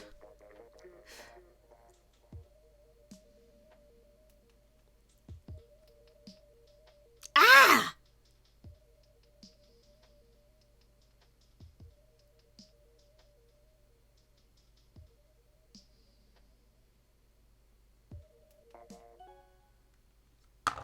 It's over.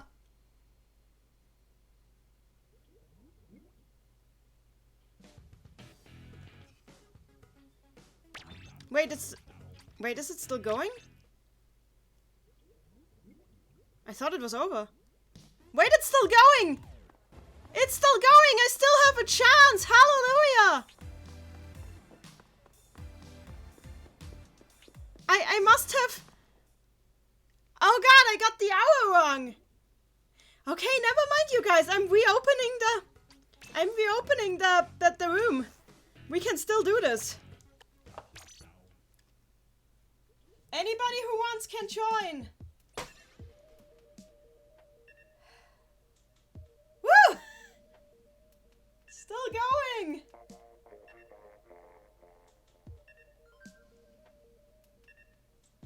I can still become queen. Apex says, I joined another game. That's fine, just come me after this.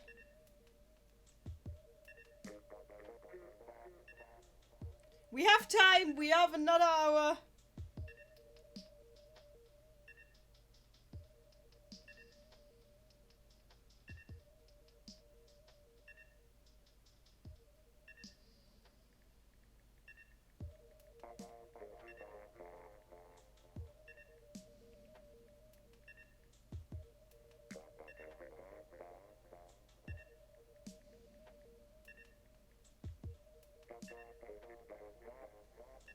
Cool in the chat. I thought it ended at 6, which is in 2 hours for me.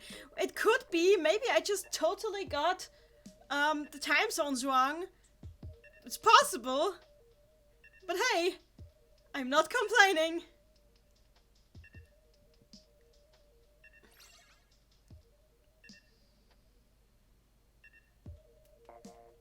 Let's wait until Abraxas can join and then we can continue. We are free of the curse.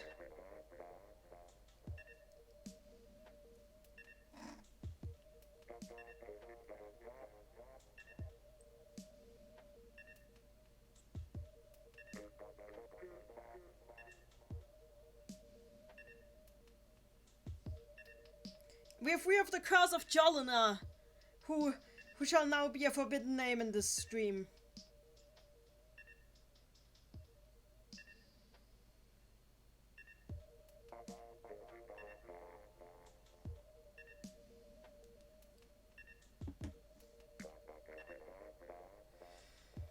Oh, sorry, I need a moment to breathe. This was such a shock moment. But we can still do it. It's still going. It's still happening.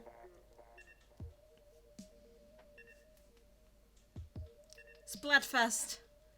Splatfest, I'm telling you guys.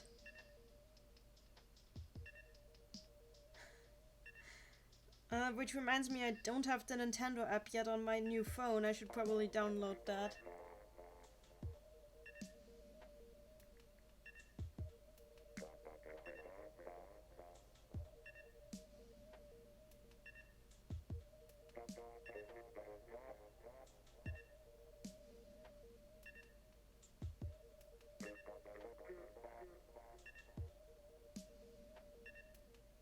We're waiting for app access, just so you know.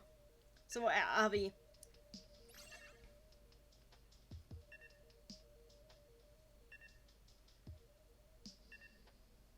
And oh, there we go! Ready!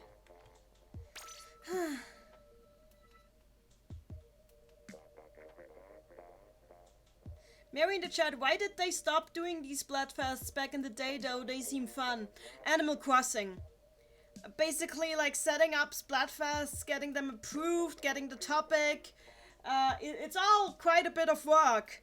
And the team that's doing, like, Splatoon is also doing Animal Crossing. So when they entered the critical period for Animal Crossing, they stopped doing Splatoon.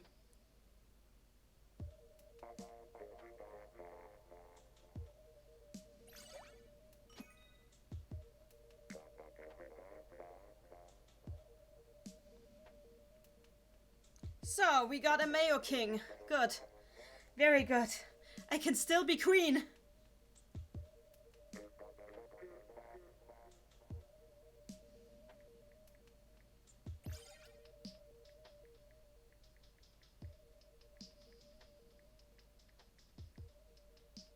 There we go.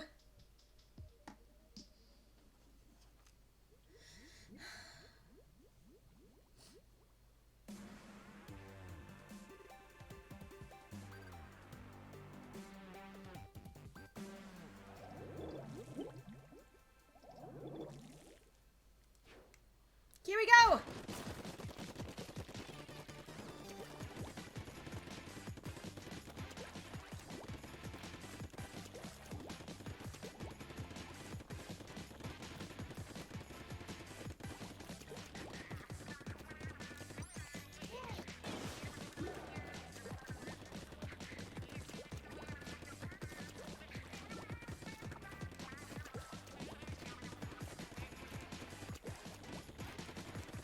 Did they just fall down?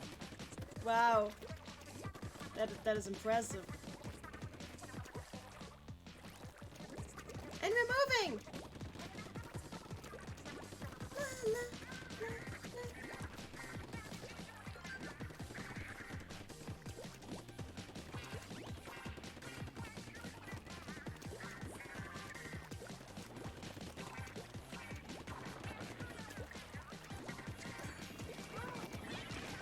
Yes!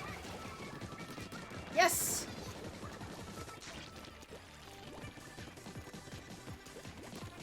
Well, I got Lucario down at least. That's something.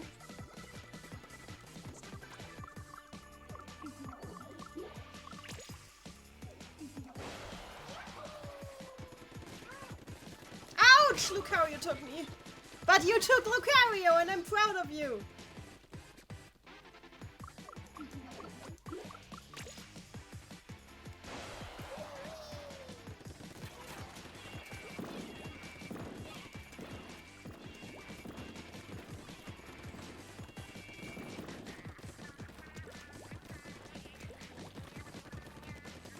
Ouch, Lucario!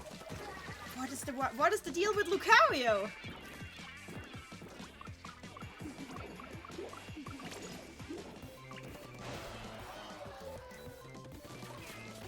Goodbye, Lucario.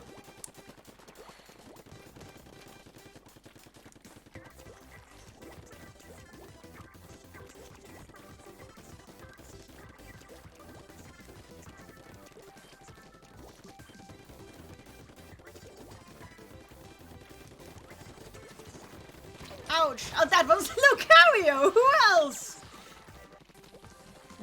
Mario, Lucario. Did you know that? Do you remember that old remix? That old Super Smash Bros. Brawl remix?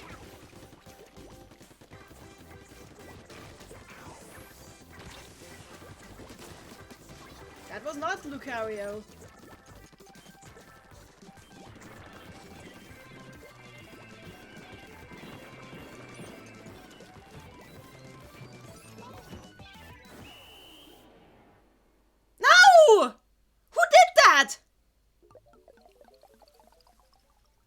Lucario! Lucario!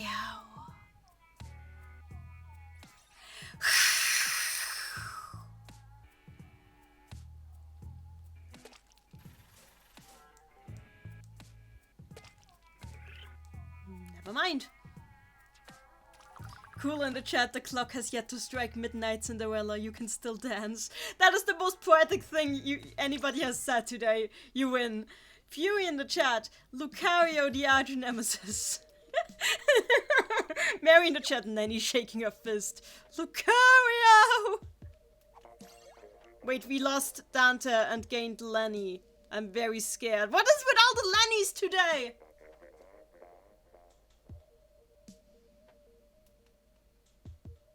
Dante, we're getting you back after this match. Sorry for this.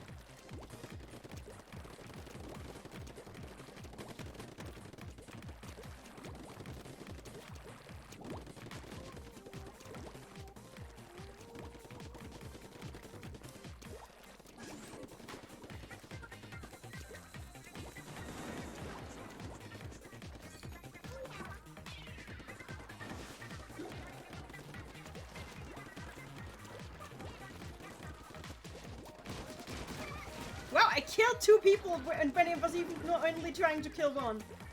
That is impressive.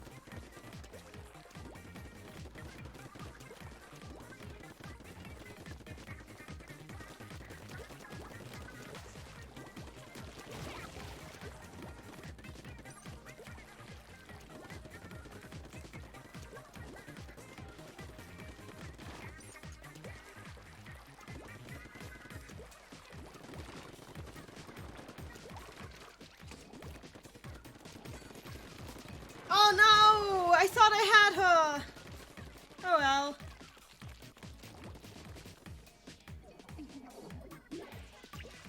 This stage is just really good for rollers.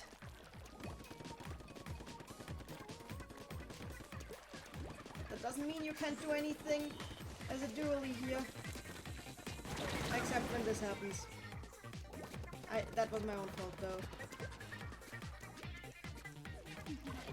What are you doing at our spawn? Like, what are you doing in my swamp?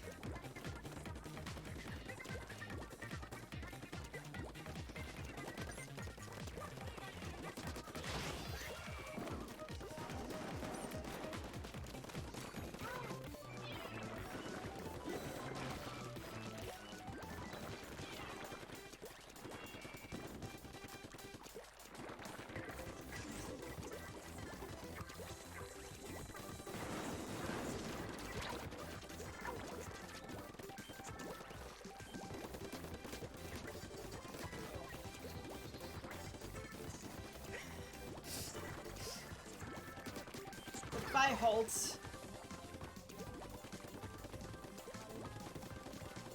Holz.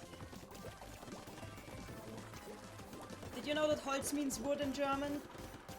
Now you know. And knowing is half the battle. No, Bonnie! How dare you, Bonnie? How dare you?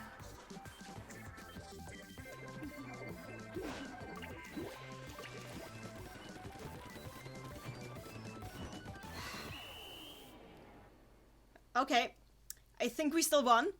I just have an inkling that we still won. Go, go, Mayo Rangers! Okay, I'm restarting the team so we can get Dante back.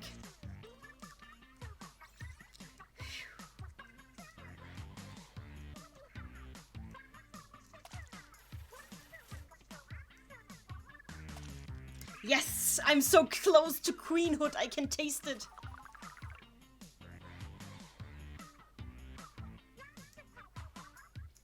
Oh wait, oh no! No, I accidentally kept the team! No! No! Now we're locked into another battle, no! Sorry, Dante! We'll do the next one, I'm very sorry! That was not that was not intentional!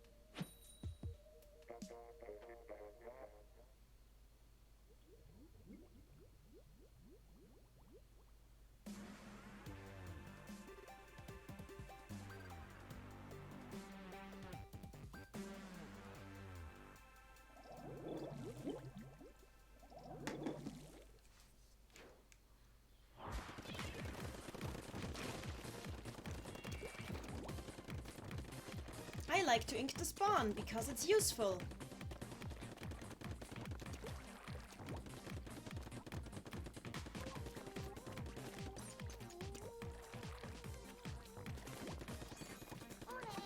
Okay, after this match, we're getting Dante back.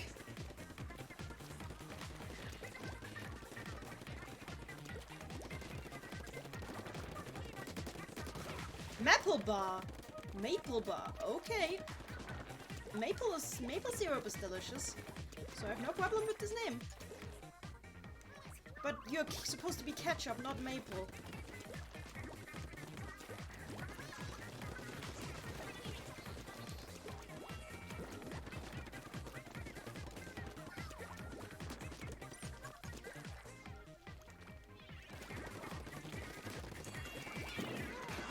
Well, I did shoot my Inkstorm. Mandalorian.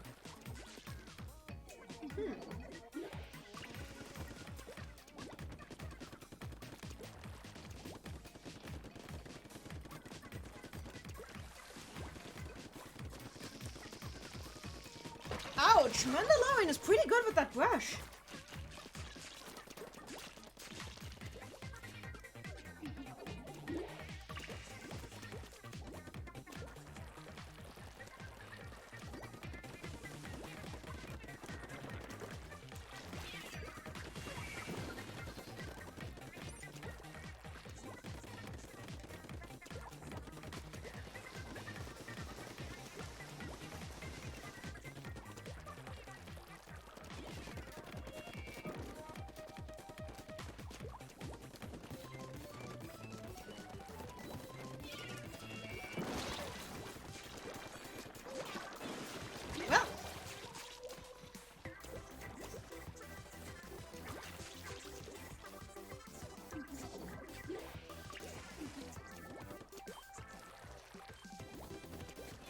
Can still do this.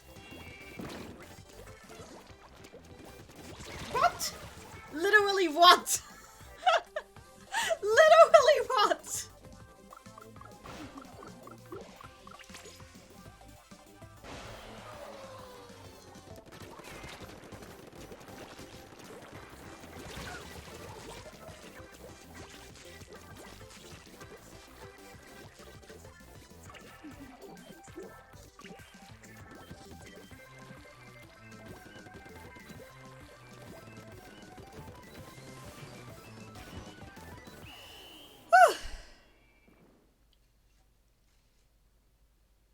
Oh hey! This looks not too bad. Nice! Good work!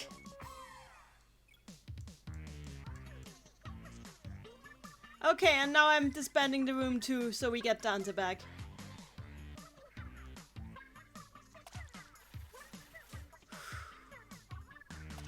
I am Queen! I am Queen! Actually, while I'm at it, let me just scrub the Splatfest tea real quick. Because that's something I should have done.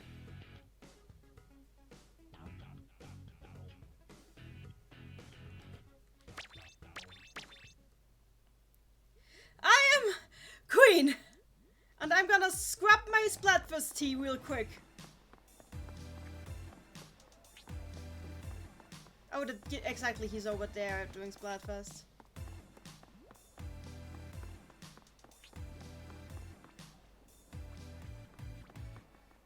Where's the dude? I forgot where he is. Oh, there he is. There's my dealer.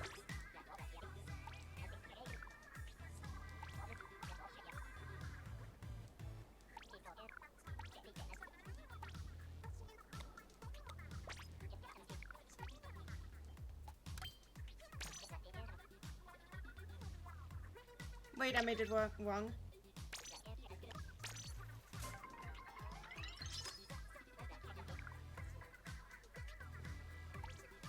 Okay, and back in.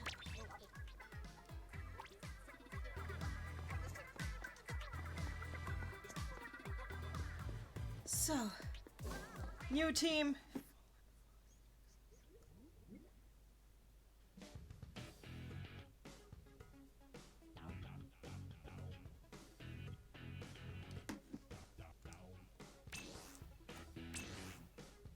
So, create a room, and here we go.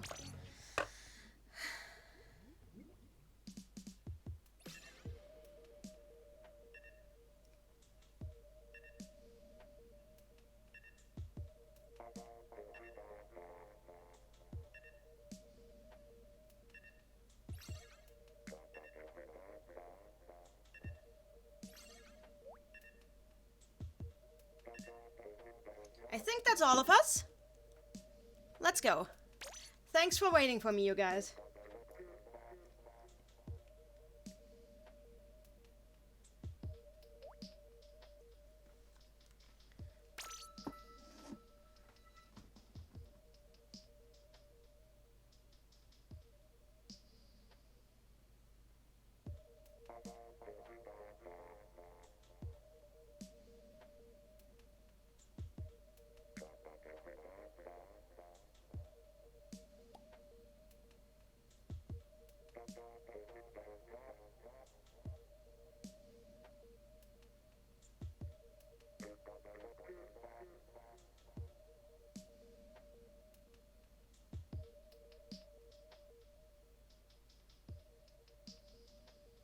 I just realized that I have the same number of friends on Team Mayo as on Team Ketchup.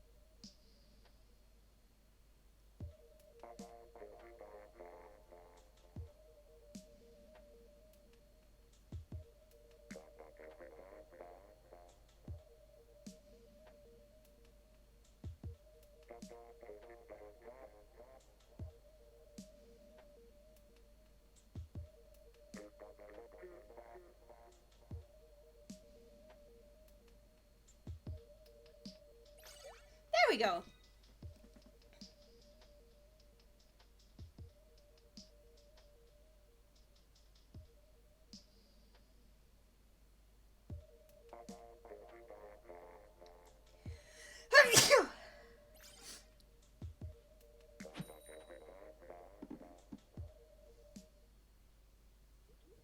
Cool in the chat. Doing the wait. Here's my propaganda. Weed Act Age. What's Act Age? Never heard of Act Age. So, here we go. Like, I'm just happy that I'm queen now. As I should be. Yes, queen. I show you how a true queen inks. By inking the air, apparently.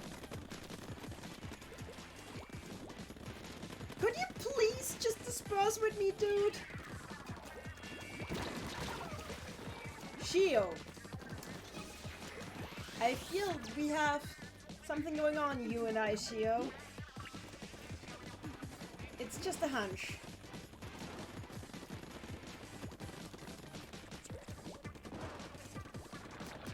Goodbye, Adam.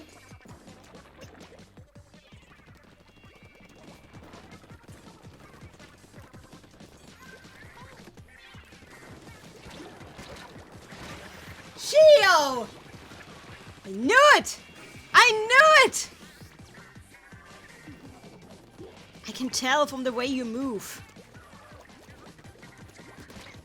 And then the bandit took me.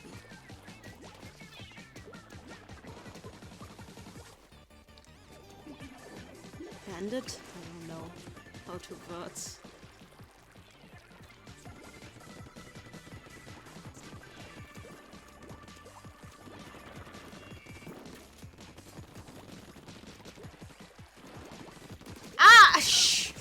I knew it! I knew it! I knew Shio would be the end of me!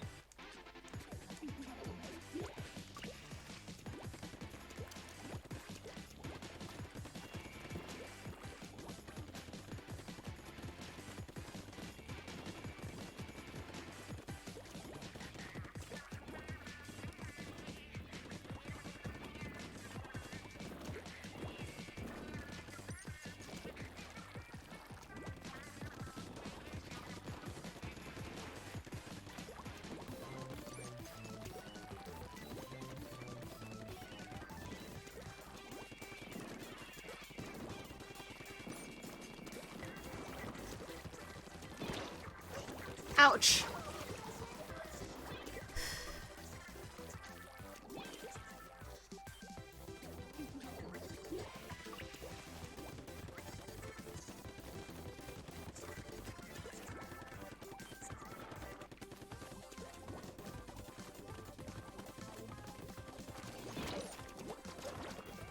Ouch!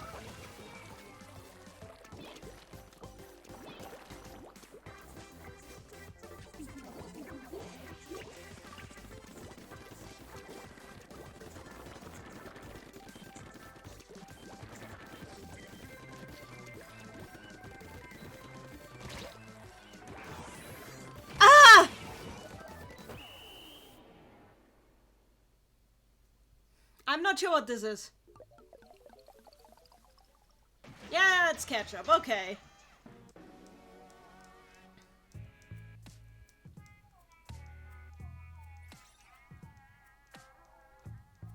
I'm still queen!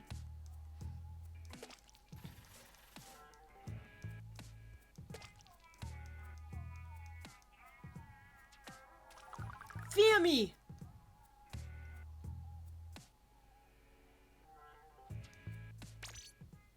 Act Age is a manga about acting with gorgeous art, a fun cast, and an interesting story. This stream is not sponsored by Act Age. Thanks for the recommendation, though!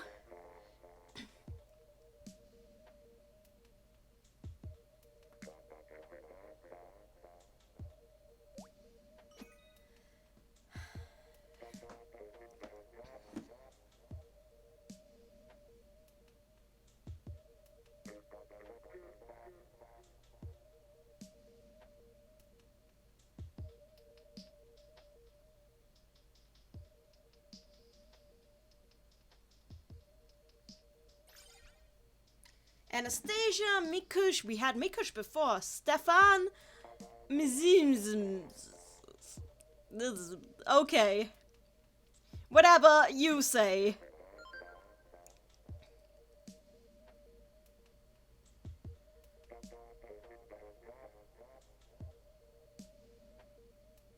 Huh. Shouldn't it be locked in already?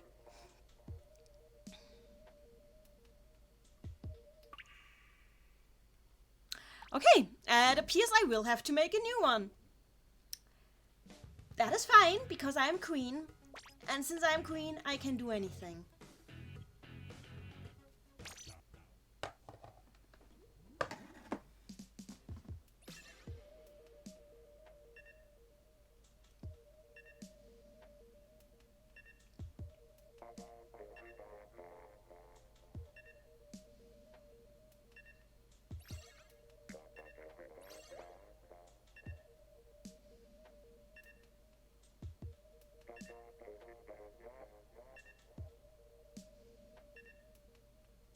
Oh yeah, we are here. Okay, let's recruit more players.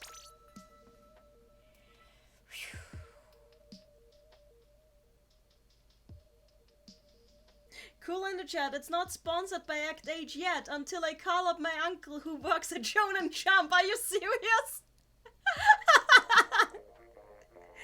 Oh boy!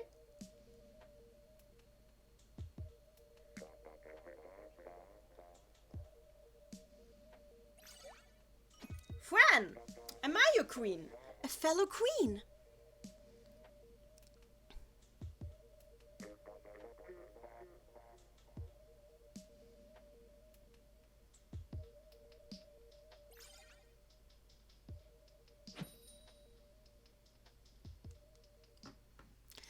Here we go, here we go!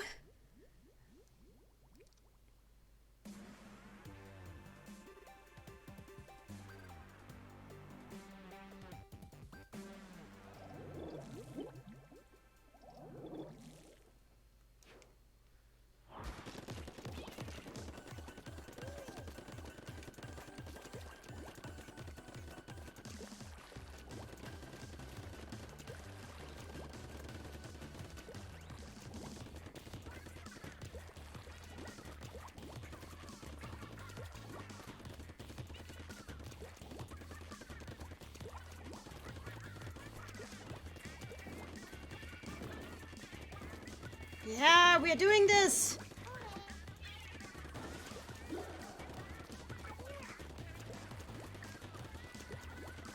Booyahing back, like the good girl that I am.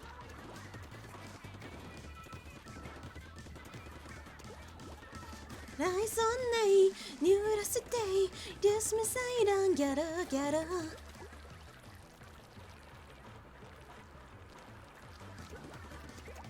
Rise on night, new day, dismiss I don't get her.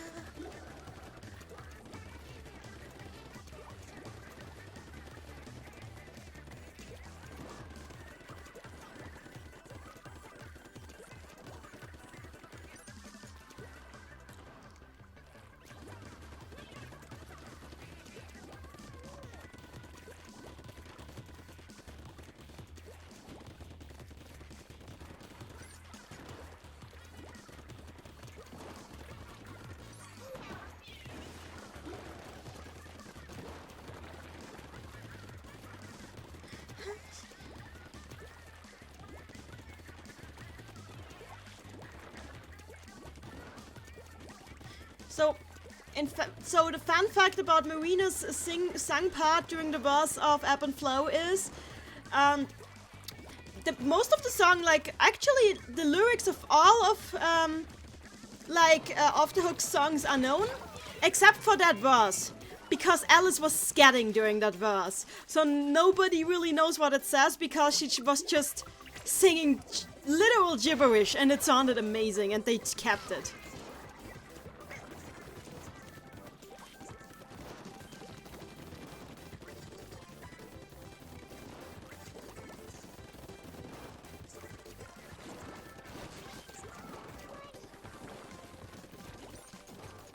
Over there?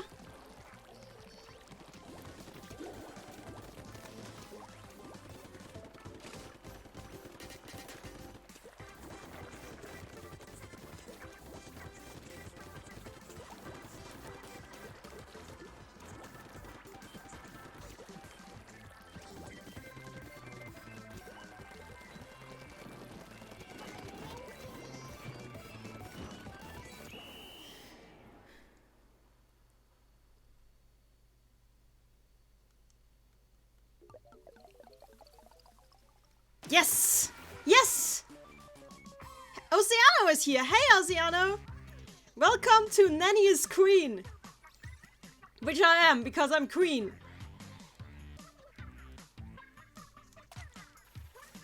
Right now we're just earning victory for mayonnaise kind.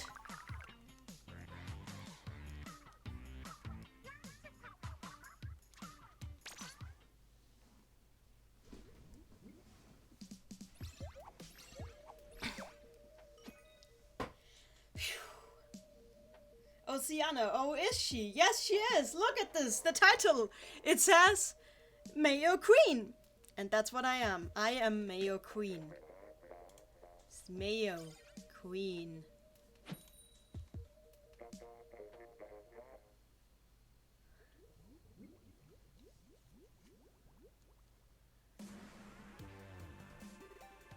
Here we go. Ocean in the chat, I'm led to believe you're doing better than yesterday. Oh, shut up! Yesterday wasn't so bad.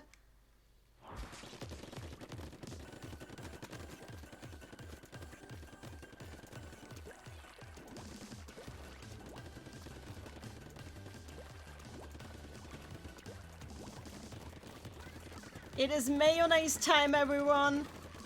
We will win. We will prove that Team Mayo's win was deserved. Once and for all, and then they can never say rigged again. They can never call it rigged again. We will have proven the superiority of mayonnaise.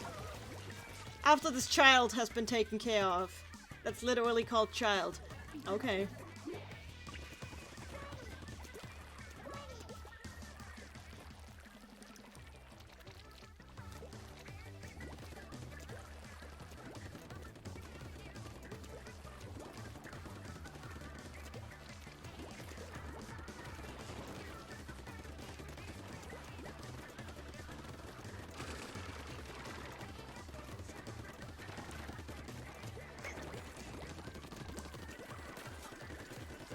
Ouch.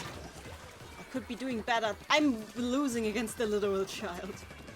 But it's an octopus child. They are all child prodigies, so it's okay.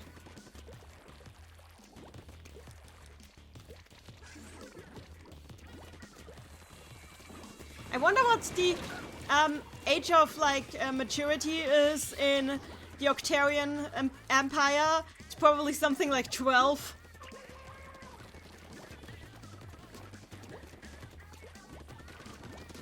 Ouch! I was, again, child. That child. That child.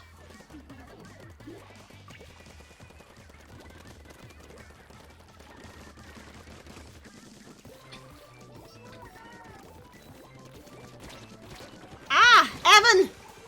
At least it wasn't a child.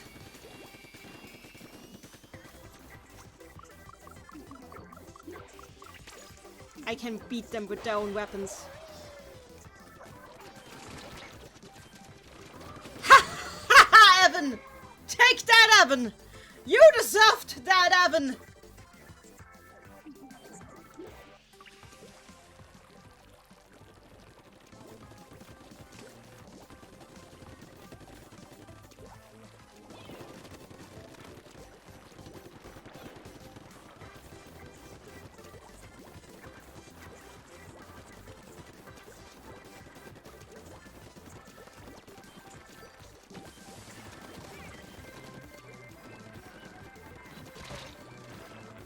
Ouch! It's the child again! Oceano in the chat, Yevon? No, Evan! But Yevon is a good idea too. Victory! For the childless ones!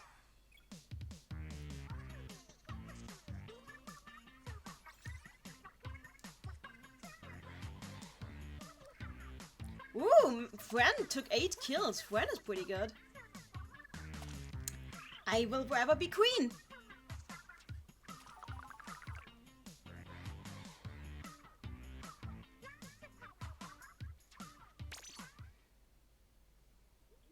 Cool in the chat, who is the sassy lost child? Well, he's not here anymore. Or him, I don't know.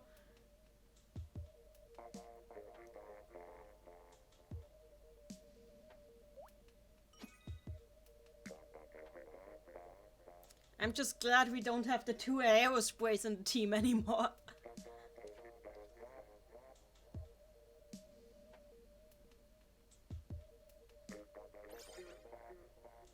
Bonnie? We haven't fought against that team before, have we? I swear there was a Bonnie earlier.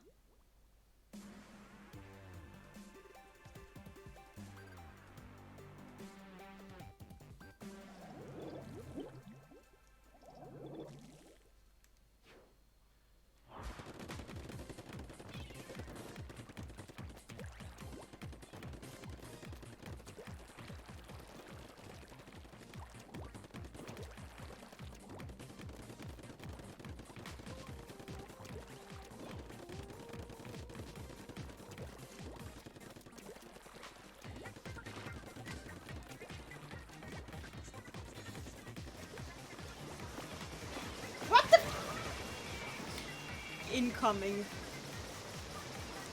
Well, that's only a thing that happened.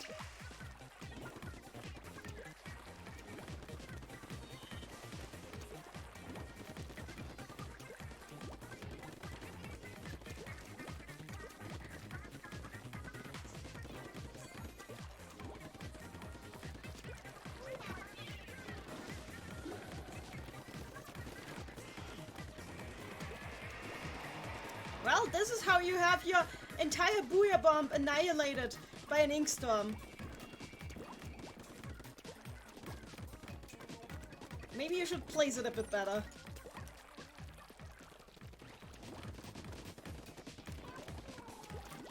Haha, Sophia, goodbye!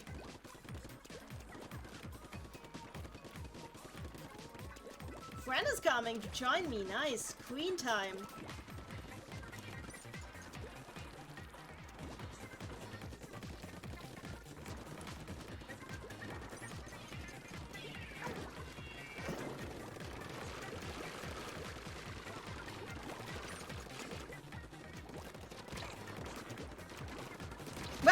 I took them down. That's all that matters. I'm a very aggressive player, as you can tell.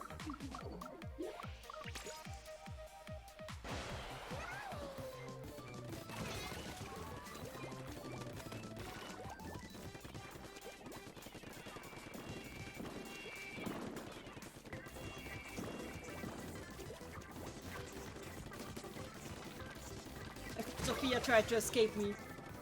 But all she did was take me with her into death. Oh, it's you? What are you doing here? Get out of my swamp! Why am I doing this? I'm not even into track memes! This is what this game does to me, you guys!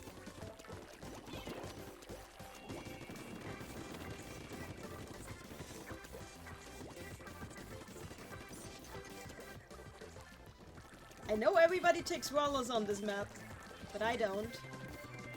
I prefer my gameplay experience roller-free.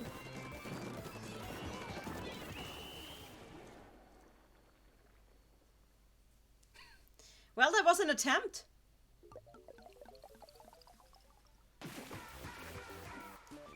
Mary in the chat, I see you are a very passionate Splatoon player. That I am. Phew, we're doing well. Fran is really queen. Huh. And I mean like queen, the queenest queen. Oceano in the chat, an attempt.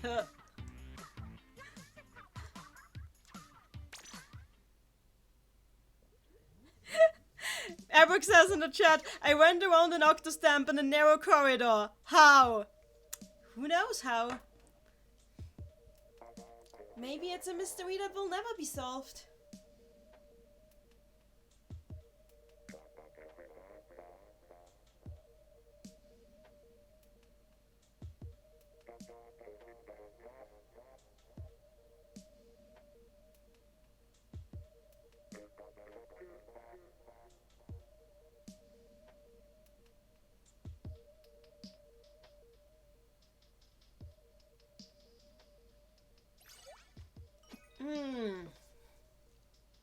We got a fanboy with a roller and a name that I cannot pronounce.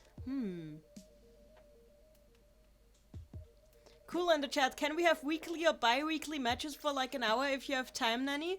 I mean, I could do this more often. I like playing this game a lot. Sure, we could stream more Splatoon. I have no problem with that.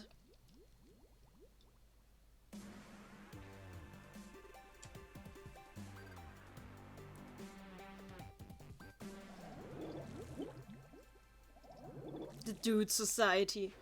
Honestly, any excuse to play Splatoon is a good excuse.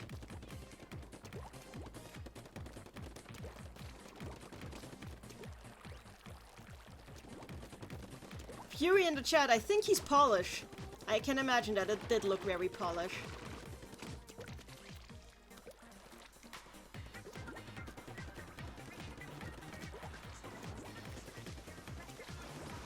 Octostamp.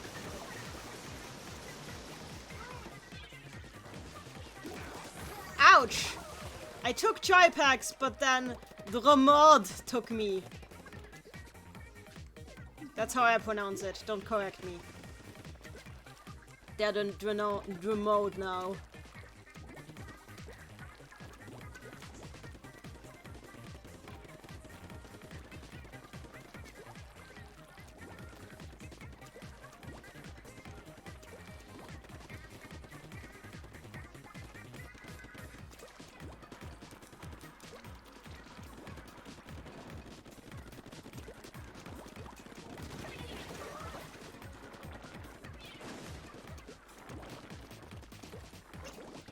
Oh, here we go!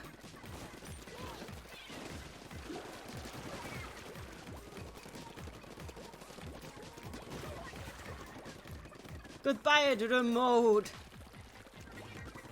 I know it's supposed to be like Dr. Emo, but like, who calls themselves that? HD. It's probably another streamer, let's be fair. Honestly, probably a lot of the people I've been seeing are probably actually streamers given by the names.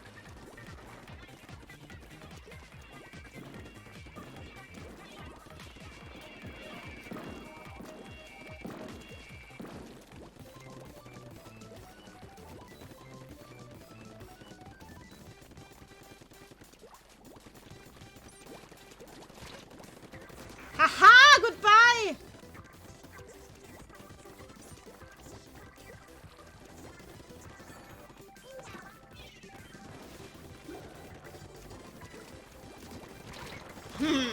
Well played, to the mode. Well played. What are they trying to move into a spawn? That's just pathetic.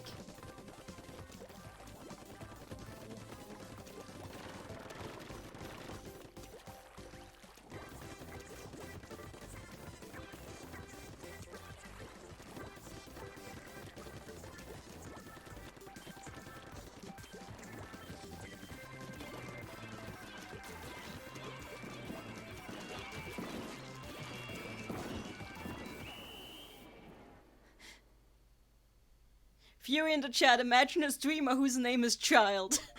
that would be special, to be honest. If that was their gimmick. Yes! Victory! I did pretty well in that one.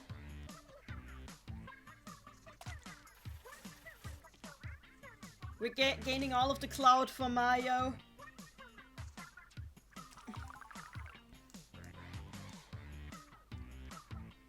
I'll probably go for like 15 minutes more and then I'll stop. But not with the stream, just with the game. Because then I'm going to read out my paper to you guys. Which I hope you're looking forward to. And I mean with the paper on screen so you can actually tell what I'm reading.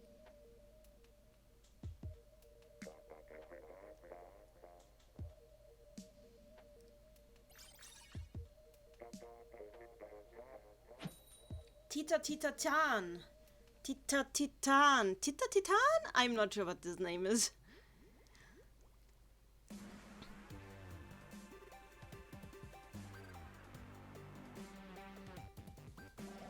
Four win streak. I feel so powerful.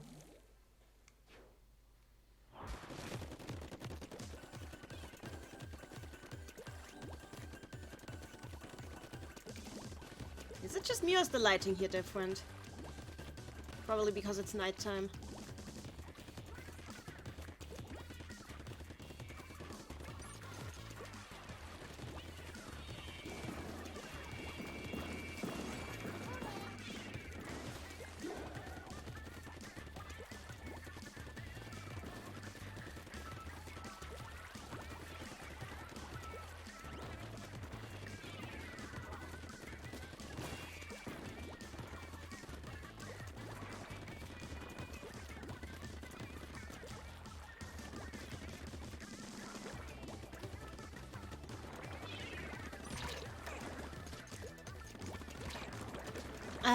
I didn't have enough ink. Splattered by an arrow spray. That's just disturbing. Who uses an arrow spray?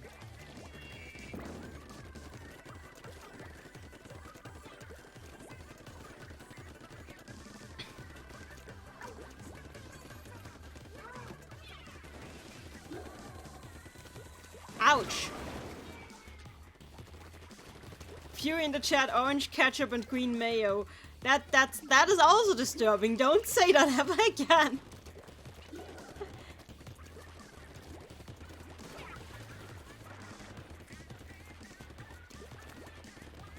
But yeah, the lighting on the stage makes the colors look very weird and washed out. Green mayo. I wonder what this must smell like. Like just this mixture of mayo and ketchup.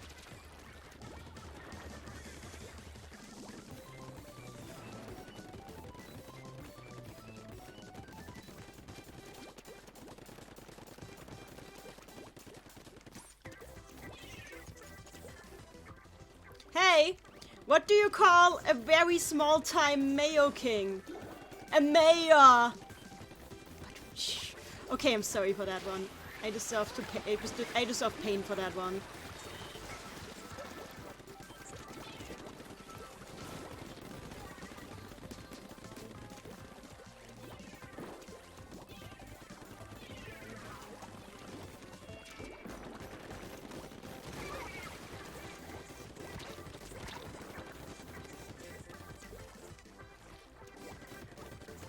Ouch, she took me. She's wearing a freaking mask! I thought that trend was over with.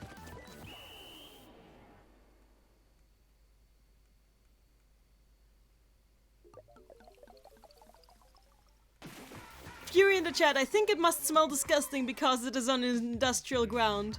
Oceano in the chat, you better be sorry. Mary, nanny, please. I love you guys.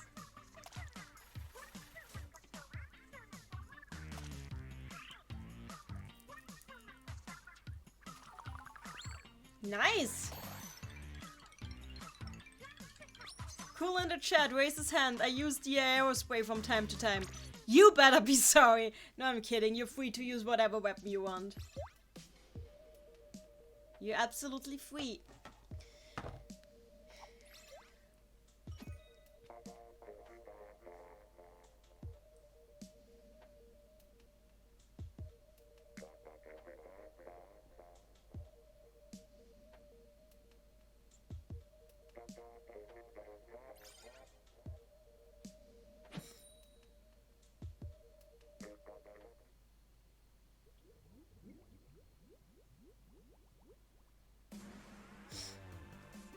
Let's do this! 5 win streak, I feel unstoppable. By the way, this is a skate park, so it's not, well, it is kind of industrial, but like, I wouldn't call it the most of industrial grounds.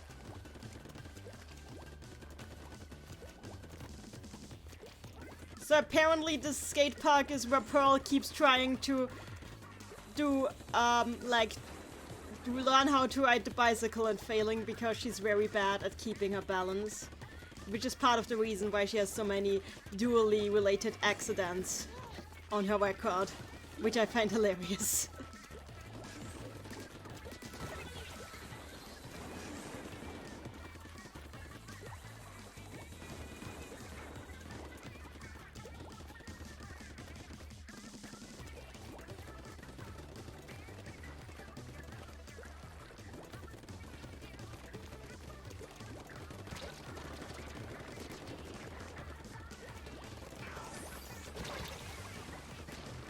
There we go, Satch is down.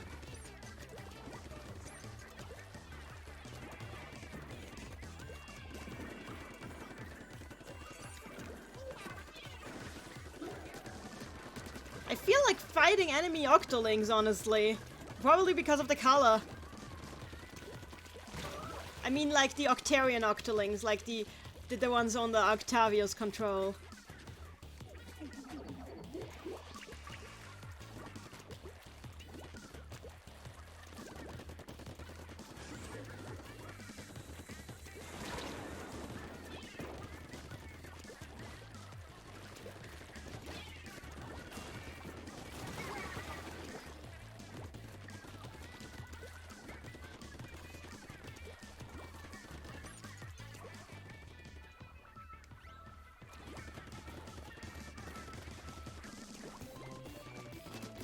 There we go!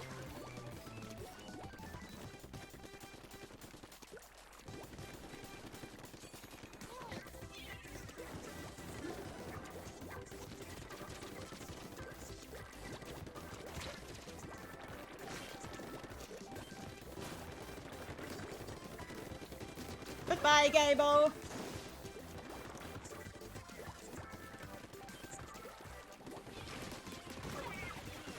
I feel sorry for Satch, we just keep obliterating them.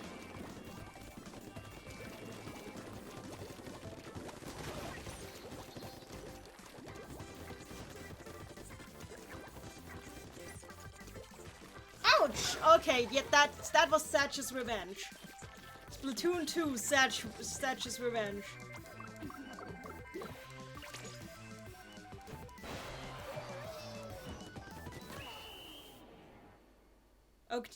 Oceano in the chat, they're just a tentacle, it's weird.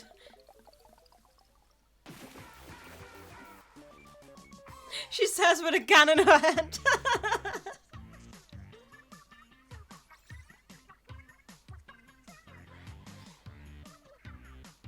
I have 2 guns in my hand, excuse you. I am a dualies main.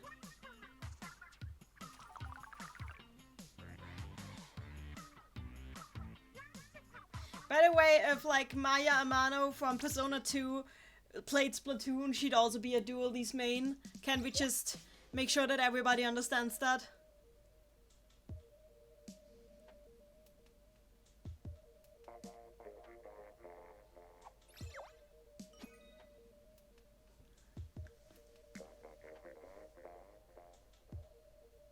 Oceano in the chat, a danger to society.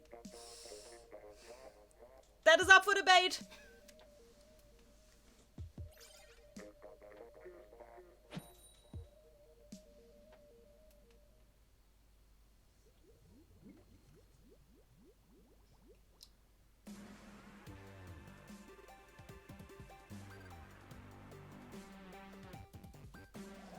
6 win streak, I feel powerful. I keep saying that, but it's true!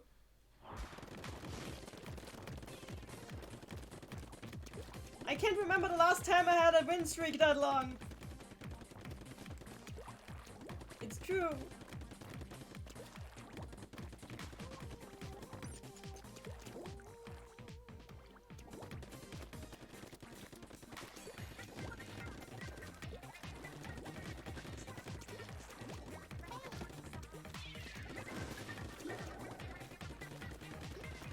I wish there was like, you know what I also want for Splatoon 3?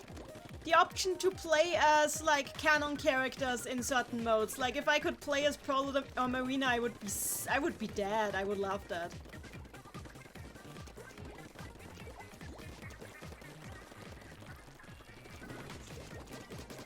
Goodbye, Splatnik.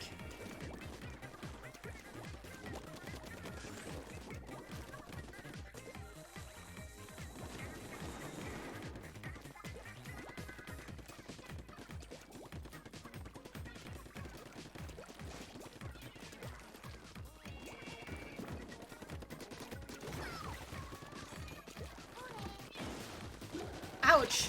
Luca Walker? Is that like supposed to be like Luke Skywalker?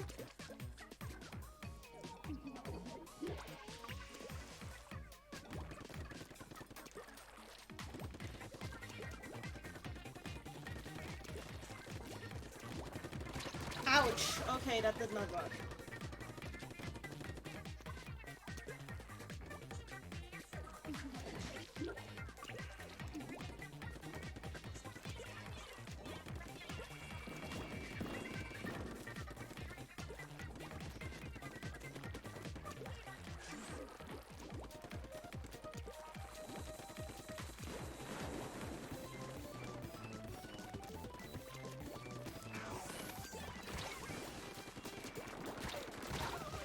Wow! Okay, yeah, this is how you use dualies and why I really still need to get better at using them. Did you see like just how this guy timed his rolls? That was good.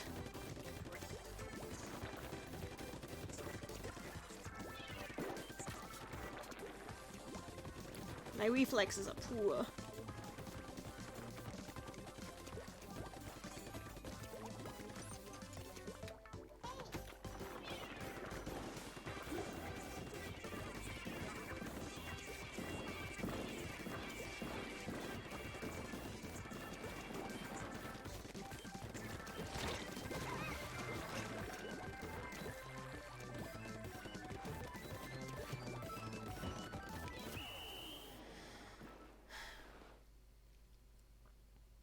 Let's see how that went. Yes! Good work!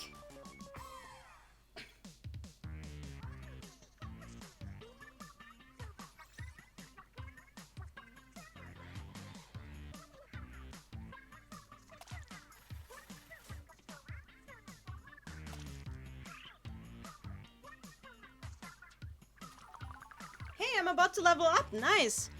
Okay, I'd say we do one more match and then I'm done with matches for now. Just one more match and after that I'm going to read out to you guys what I have of the paper so far, like translated of the paper so far. So this is the last match for tonight.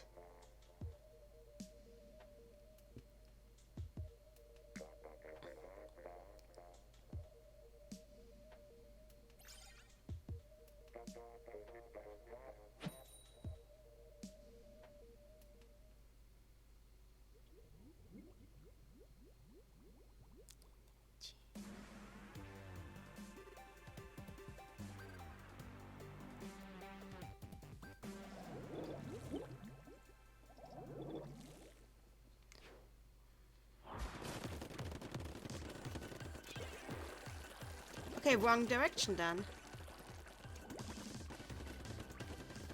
Let's close this out on a victory.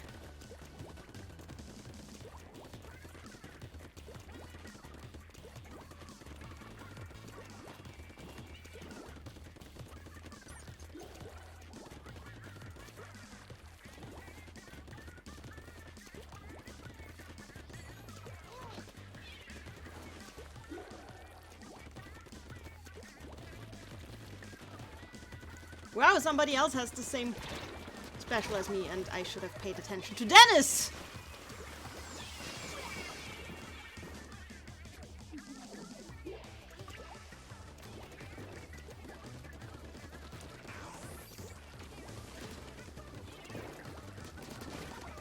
Ouch! Out of my swamp. Thank you, Dante. You are much appreciated.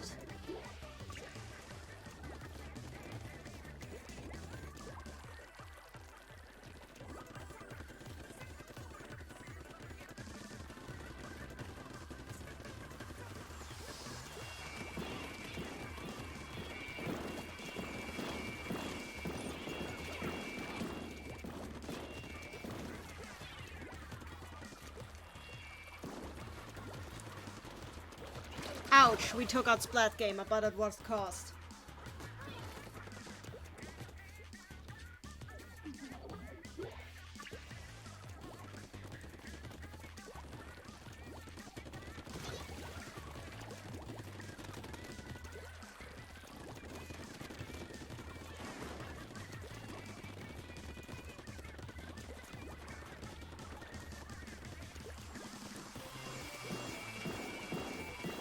Well, somebody unleashed a special. Not that it helped them against me. No, no, no, no! Okay, I jinxed that. That was my fault. How are they unleashing so many specials at once, though?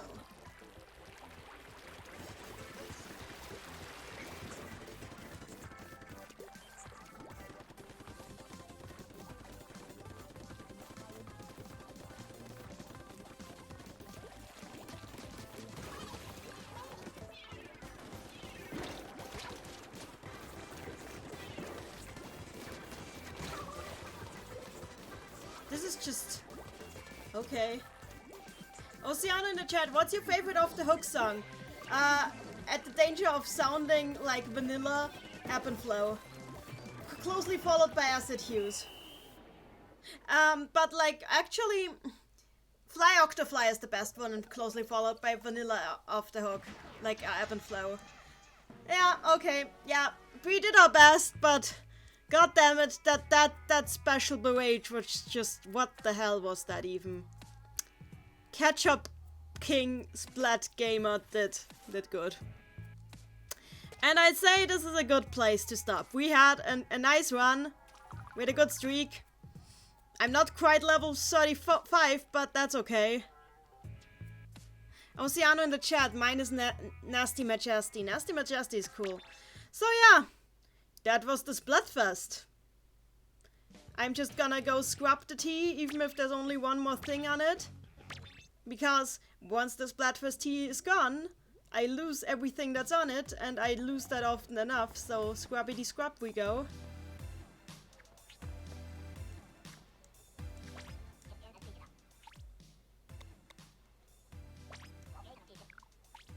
No, not the crown. There's one.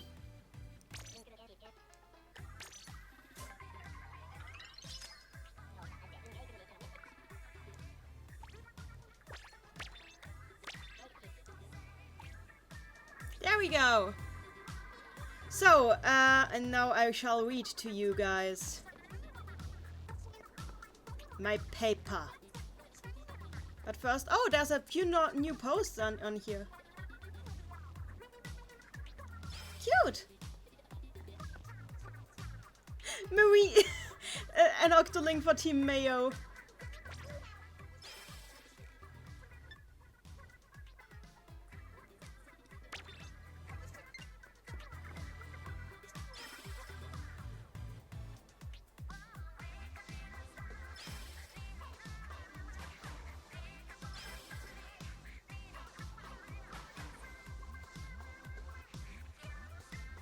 I haven't played since last Splatfest, how do I shoot ink?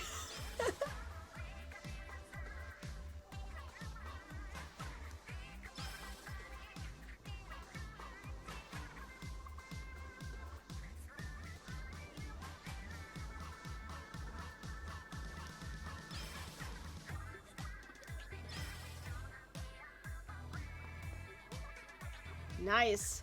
Oh, hey, this one was great. So, okay. Ah, god damn it, so many good ones.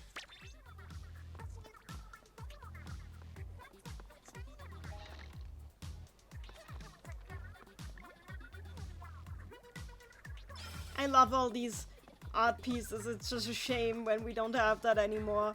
Just look at it. Look at everything. How pretty it is.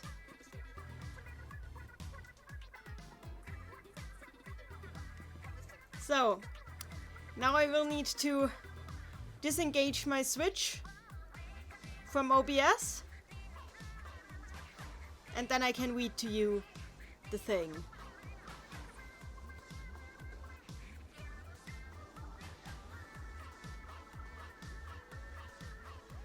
I'm gonna miss these girls dancing. Okay, disengaging the Switch.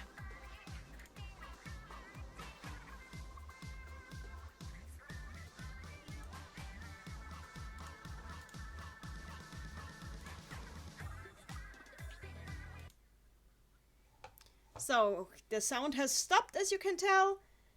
I need to stop the Switch here as well. Now I need to change my setup a little. So wait a moment, that the screen is going to be dark for a few seconds. This is not what I wanted. Ah, god damn it. I should just delete all the... This is also not what... Okay, apparently I don't have the normal text anymore. Whatever, just remember that I'm coming.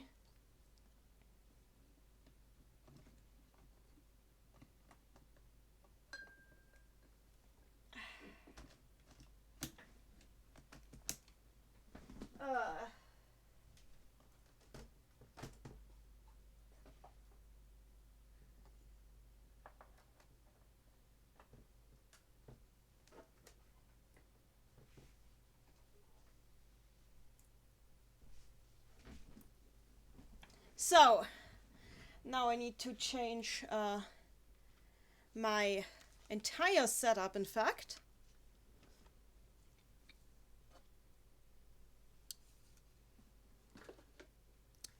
So we're putting this over here, and closing this, and opening this, and now I need to change the window capture to not capture the recording window, but the word window. There we go. And here we are. Nice, and it's too big. Let me make it smaller.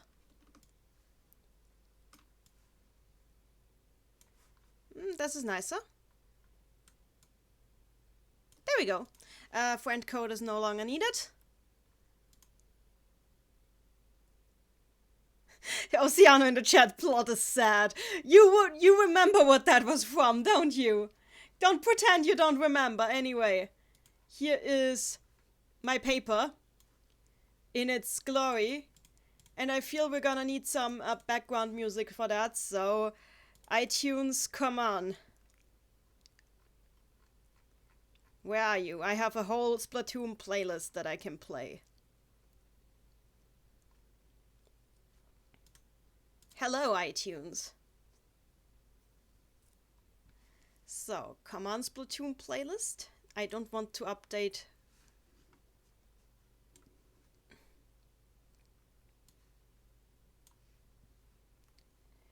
Aberg says in the chat, play Zero Shell. I can do that, in fact. Okay, let me go to the Splatoon's playlist. So, Octo expansion. Zero Shell.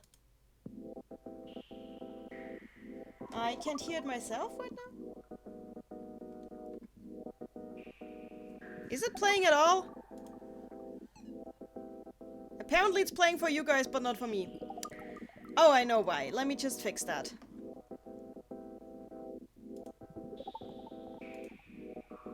Just a moment, I need to fix something.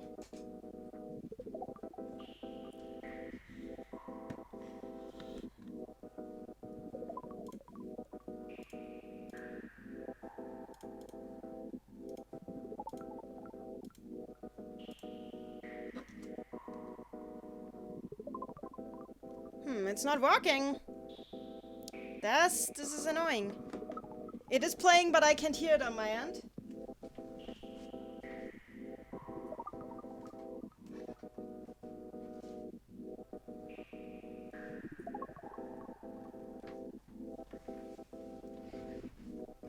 Let me just restart it.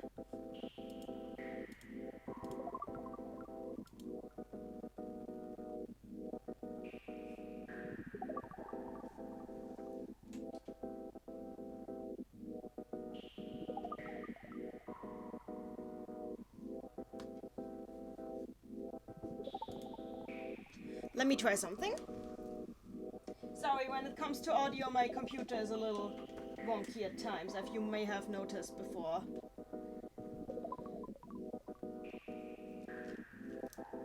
Let me try if this works. Oh, okay, this works. Okay. Okay, I'm starting the song again from the beginning, and then we'll do this. Here we go. Oceano in the chat, Anthropocene is a new word for me. You'll learn about it, do not worry. Here we go. So, protect your turf. The portrayal of a post-Anthropocene world in disaster fiction, using the example of Nintendo's Splatoon and Splatoon 2. It's a seminar paper for the course Kulturwissenschaftliches Seminar. Course leader, University Professor Dr. Ina Hein, MA, in the winter semester of 2019-2020, by Eleni Asa, BA. I don't think I need to read out my student number, and with this nice cover image that I use.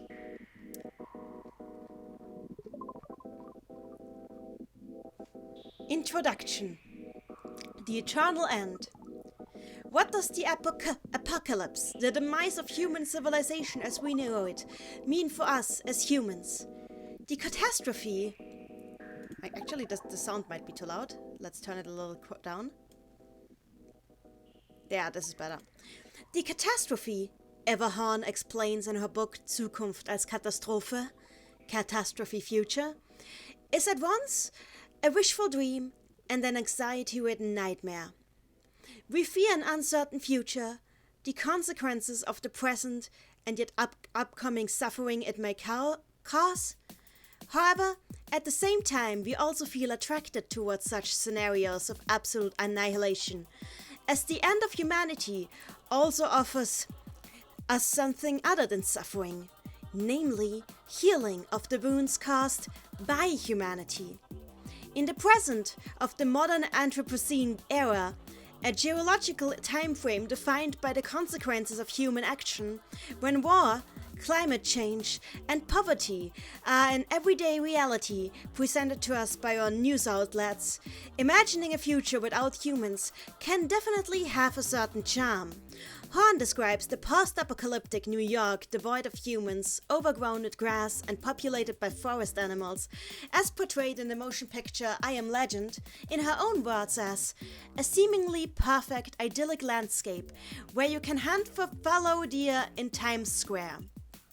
Elsewhere, Horn writes, at its core, the fictional experimental arrangement of the catastrophe always points to one insight, a realization which Spitanize lies in the fact that it has been noticed too late, but needn't have been so.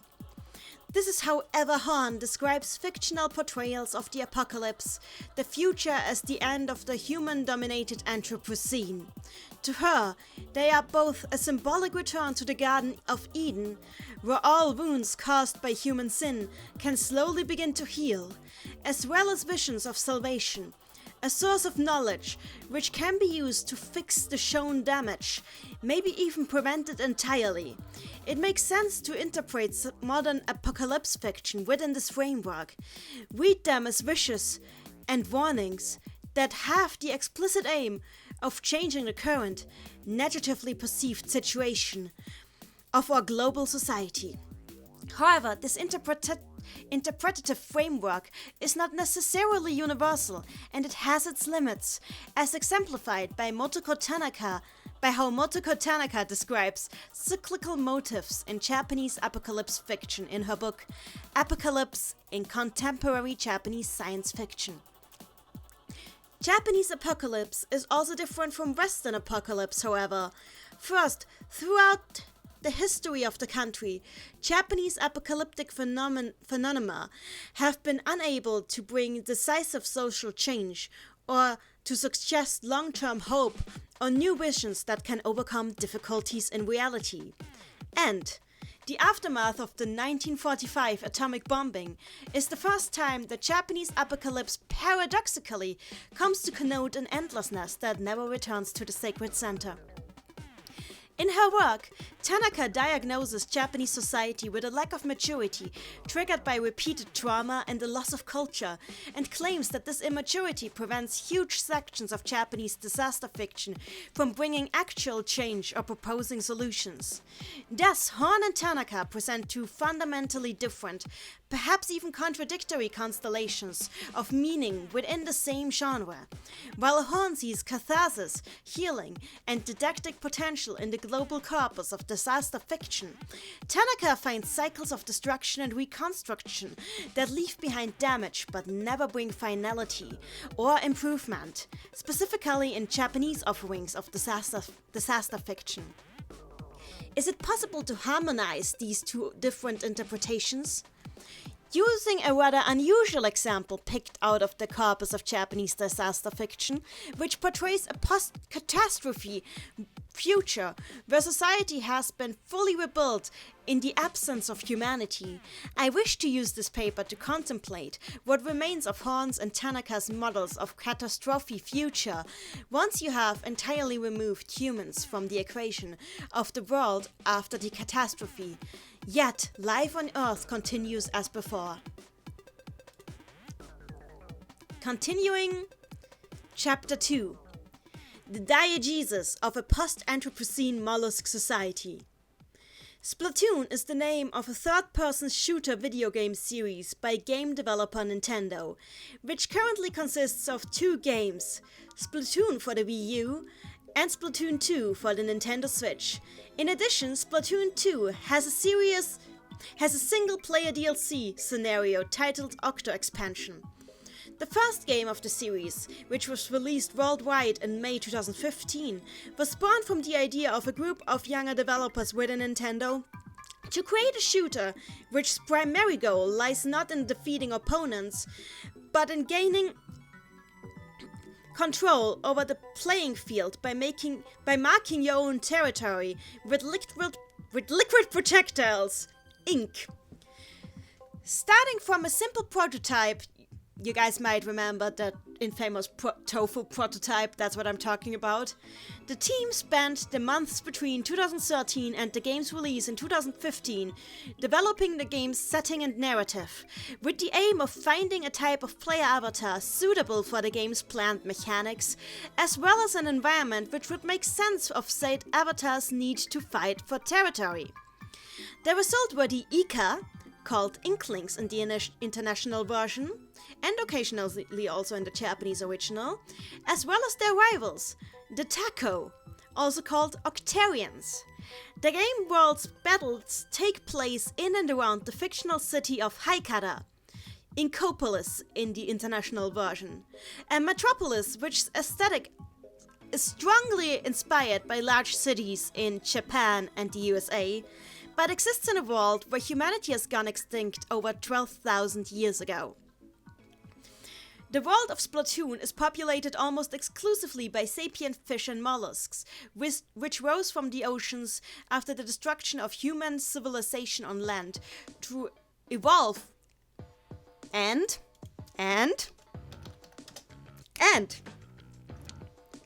to evolve and build their own civilization on top of its ruins.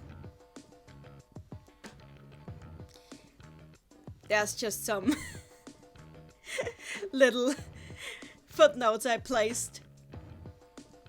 The Ika and Taco are only two especially populous examples among the many different tribes of intelligent marine life that play a role in Splatoon's world. Academically minded lovers of the series have not remained ignorant of the unusual nature of its playable characters. Henry Ann Thomas makes an attempt to classify the Ika and Taco within the real biosystematic of cephalopods. In You Are an Oedipusid Now, the phylogeny of squid kids from the future. While Rodrigo B. Salvatore discusses how the franchise's characters could be used to draw... Why am I suddenly making so many typos? Could be used to draw attention of players to the conservation of endangered species in the unexplored potential of video games for animal conservation. However, aside from some scientific speculative interests, not much research seems to have been done thus far on the Ika, Taco, and their world. Peer-reviewed works and academic books mentioning the Splatoon series mostly limit themselves to discussing the ludological aspects of the games, namely gameplay and game design. In this paper, I want to instead take a look at the series from a narratological point of view and examine the diegesis of its setting especially. 2.1 Squid Sciences and Other Narrative Fragments. At its core, the Splatoon series is a series of multiplayer online games. Hardly any dialogue occurs over the course of an average gameplay session against other players, and even within the individual single-player campaigns, with the possible exception of the third campaign, the aforementioned Octa expansion, the plot is kept exceedingly simple. The true depth of the story only reveals itself upon closer exploration of the game world, not just by examining the fragmentary narratives scattered throughout it in form of, among other things, so-called mystery files.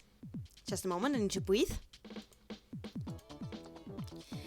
Sunken Scrolls in the international version, but also through the Ikaken Kyujo, a series of Squid Research Lab in the international version, a series of short explanations and articles about the world of Splatoon, written in an intradiegetic style.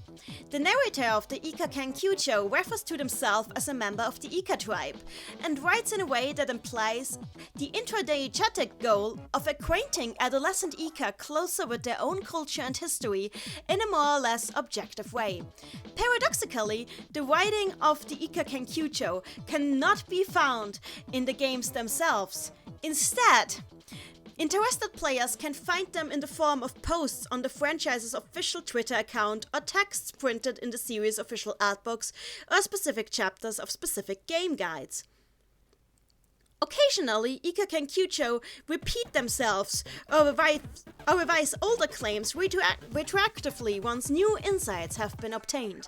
Additionally, there are the festivals, Splatfests in the international version, a series of irregular holidays observed by the Ika, which occur within the games in the form of time-limited events which change the dialogue text of certain characters, as well as the appearance of high curiosity within the game's world. I put here a screenshot of the official Splatoon Twitter account because this Twitter account really is written... The Japanese Twitter account is really written in a way that is in-universe. The official account for Splatoon... new Squid Research Lab information, just in parentheses game information, and announcements will be relayed here. The Squid Research Lab has no connections to real existing persons and organizations. I love this. Let's continue. Alongside the occasional dialogues between characters, the mystery files, and the Ikaken Kyujo form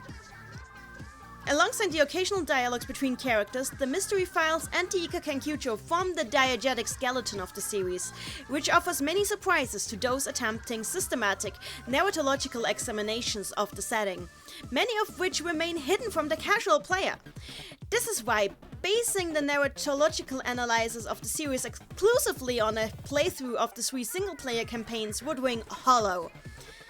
It is in the opinion of this author, necessary to conduct analysis of the Ika Kenkyucho, the past festivals, alongside the Ika Kenkyucho and past festivals, alongside the analysis of the games in their currently available form, namely the base game and DLC, without any currently ongoing festivals. You can tell I wrote this before we figured out that there was gonna be one more Splatfest. Well, starting midnight today, it's gonna be true again. And consider and treat all these releases together as a singular multimedia project. 2.2. Choosing a method. Order upon colorful chaos. Video games are a mess. This is the snappy phrase with which Ian Burgust chose to begin the script to his panel about video games and ontology at DIGRA 2009. I can hardly imagine a more fitting description of the problematic surrounding mythology in the young discipline known as game studies. Burgust's panel discussion put emphasis on one of the most infamous issues within game studies, the dualism of ludology and narratology, or, put more simply, the question of whether video games should be understood as a construct of rule sets and playful processes, as a form of text, or as a mixture of both of the above. While this paper is primarily intended to conduct narratological analysis, this problem remains relevant here, as Splatoon's interactive ludological aspects cause a lot of confusion when trying to analyze it using the tools of traditional narratology. Not only is a huge part of the narrative hidden away from the actual plot in the mystery scrolls, Ika Kenkyucho and the likes, the order in which these narrative fragments are found, if they are found at all, is not fixed, making it less than useful to read the work in a linear fashion. It may be possible to sort festivals, Ika Kenkyucho, and mystery scrolls by their release dates and internal numbering. However, it's often not clear when individual festivals and single-player campaigns are meant to take place in relation to each other on the timeline in universe in relation to each other. Yeah, I need to pay more attention when I write. Further, there are a number of important dates and events in the history of the game world that took place at various points in the past, usually long before any of the playable characters were even born. As soon as one begins to attempt an analysis of Splatoon's narrative, it proves to be just as colorful and chaotic as the in-game ink battles between the Ika and Taco. As a first step, we thus have to establish a system to sort the events and pieces of information given to us into an order that will make sense regardless of when or how the individual narrative fragments are found by the player. After long consideration, I have decided that the structuralist post-classical narratological model of text analysis by Nunning and Nunning, with additional use of the same author's wide-reading method, was the most suitable approach for my purposes. The structuralist method of narratological text analysis is used to bring a sense of order into the messy presentation of the plot and diegesis of the Splatoon series, and simplify interpretation of its contents. While the intertextual nature of the wide-reading method is not only used to connect the multimedial narrative fragments of the series to one another, but also to place them into a wider context. In this way, I will attempt to interpret the contents of the series within the framework offered by Horn and Tanaka as far as possible. As an additional methodological source, I use the Handbook of Narrative Analysis, 2nd edition. Sweet, you're a squid now! But when's now? The term diegesis has already been used a few times in the previous chapters. However, what do we mean concretely when speaking... What do we mean concretely when speaking of the diegesis of the Splatoon series? Herman and Verbeck define the term diegesis as follows. Diegesis summarizes events and conversations. In such a summary, the voice of the narrator will always come through. This voice colors the narrated events, which are therefore no longer directly available. The narrator summarizes the situation instead of showing it. The diegesis is thus to be understood as an indirect method of storytelling. The tell in show and tell. It is opposed by the mimesis. Mimesis. The direct portrayal of events within the narrative. When we speak of the diegesis of the world of Splatoon, we are therefore referring to all those parts of the franchise's events and its lore that the player doesn't directly see or hear, but those details about the world that are told to the player indirectly. While the player is capable of exploring the game's world directly in parts, they are limited in doing so both by temporal and spatial constraints. Most accessible locations serve primarily as sporting arenas and can only be visited within the context of a match or a weapon test, making it impossible to directly observe anything that might take place there outside of said context. Those arenas aside, the player has access to two large crossroads in Haikara City, the hidden military bases of Takotsubo Valley and Takotsubo Canyon, and the facilities of the Shinkai Metro, all of which can be explored more or less freely. Almost anything relevant that happens outside of this limited number of locations and or outside their time frames, playable characters are present in them, is told to the player in an indirect mode, either through character dialogues, mystery files, or the writings of the Ika Kenkyujo. Using the information imparted by the diegetic storytelling modus alongside the mimetically portrayed events of the games, the player is able to gain a somewhat detailed understanding of the state and fictional history of Splatoon's setting. If we compile the diegetic and mimetic information given to us by the franchise and sort it into a rough in-universe chronology, we arrive at the following timeline of events, and yeah, this is where we get deeply into it. 2000 whatever AD, World War V, a nuclear missile strikes Antarctica. Huge strips of land sink into the ocean, humanity goes extinct. 1,000 years later, evolved mollusks and fish create their own culture on land. Religion, sports, and art are created anew. Certain tribes, the Ika and Taco, lose their ability to survive underwater. Others, the Shake, retain it. The last remaining living mammal, an experimentally altered tomcat named Judge, yes, Judge in the Japanese version, is integrated into the new society. The ocean levels continue to rise. Ika and Taco begin to battle for the remaining habitable territories on land. Year 1900 of the Age of Mollusks. The Great Navabadi battle occurs. The Taco lose the war and are forced to hide underground. Commander Tata, an AI created in the Anthropocene, becomes disappointed by the progress made by the mollusk society culture and begins to trap mollusks, most prominently adolescent Taco, in the Shinkai Metro to experiment on them. Year 2000 of the Age of Mollusks, prime of the high-color city youth culture, Splatoon. Young Ika become fascinated with Navabari battle as a sport. A subculture is born. Navabari competitions are held to commemorate festivals. They are moderated by a famous idol unit, Sea of Colors. Takawasa Octavio, the Toctarian shogun, begins hidden attacks on Haikara City. War veteran Atarime Yoshio, I think that's not how your word begins. War veteran Atarime Yoshio recruits his granddaughters Aori and Hotaru, as well as a young Navabari athlete, number 3, the player, to deflect these attacks. Takawasa is defeated and captured by number 3 during the battle in Takotsubo Valley. The idol unit Sea of Colors, Aori and Hotaru, separates.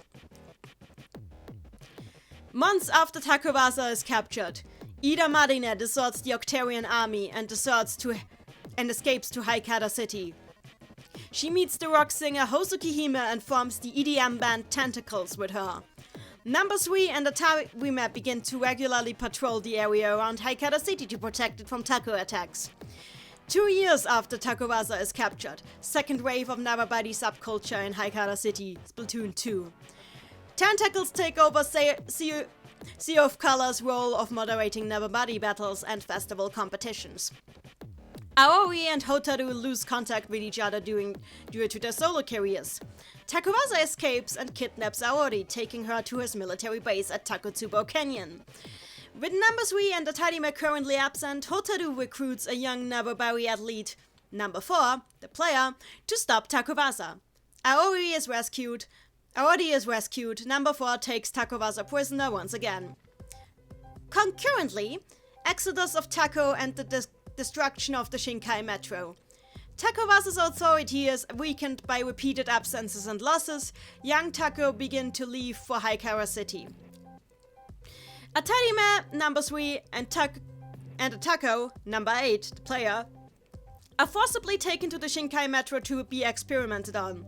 They manage to free themselves with the help of Hime and Marine. Commander Tata attempts to annihilate the civilizations of the Age of Mollusks. Number 8, Hime and Marine. I accidentally wrote her English name here. Of course I did. Why would I not make a mistake there? It keeps going back up. Stop the AI. Number 8, Hime and Marine, to stop the AI and most likely destroy it. Post-Tako Exodus, the third wave of Navabadi subculture in Haikara City. Adolescent Tako, like number 8, integrate themselves gradually into the society of Haikara City. Their contributions to Navabadi subculture, especially in art and music, are warmly received by their Ika peers. Hime and Marine kick off a nationwide debate about the values of the concepts of chaos and order while moderating a festival. While almost every known character takes a side in the controversy, Hime's side, chaos, wins the festival competition. Tentacles retreat from festival moderation to focus on their music. Again, I wrote this before we had the Splatfest that is ending today, so yeah. And that's all I've translated so far. Starting here, we're going back to German. I could read out German to you if you want. But yeah, that's all I have so far. How many pages are there left? There are a lot of pages left. There are...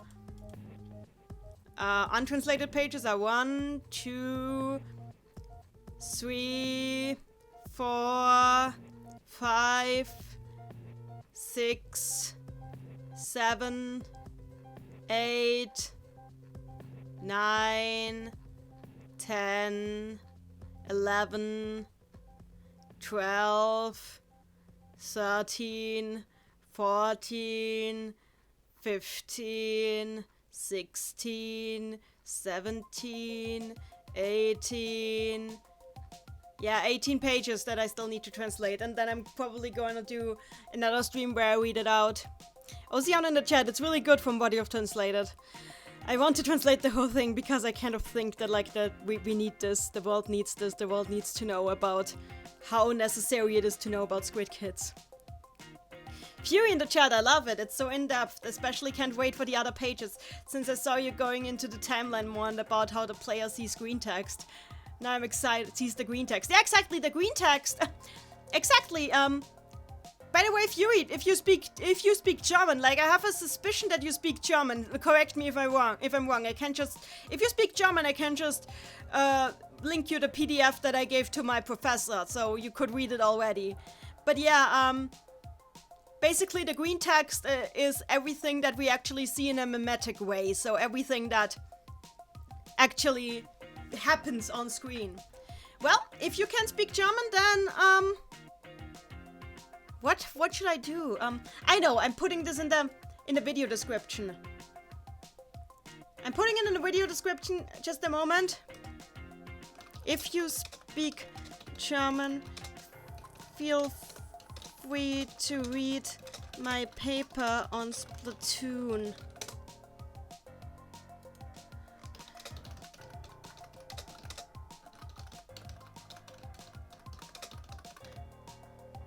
So let me just paste the link into the video description.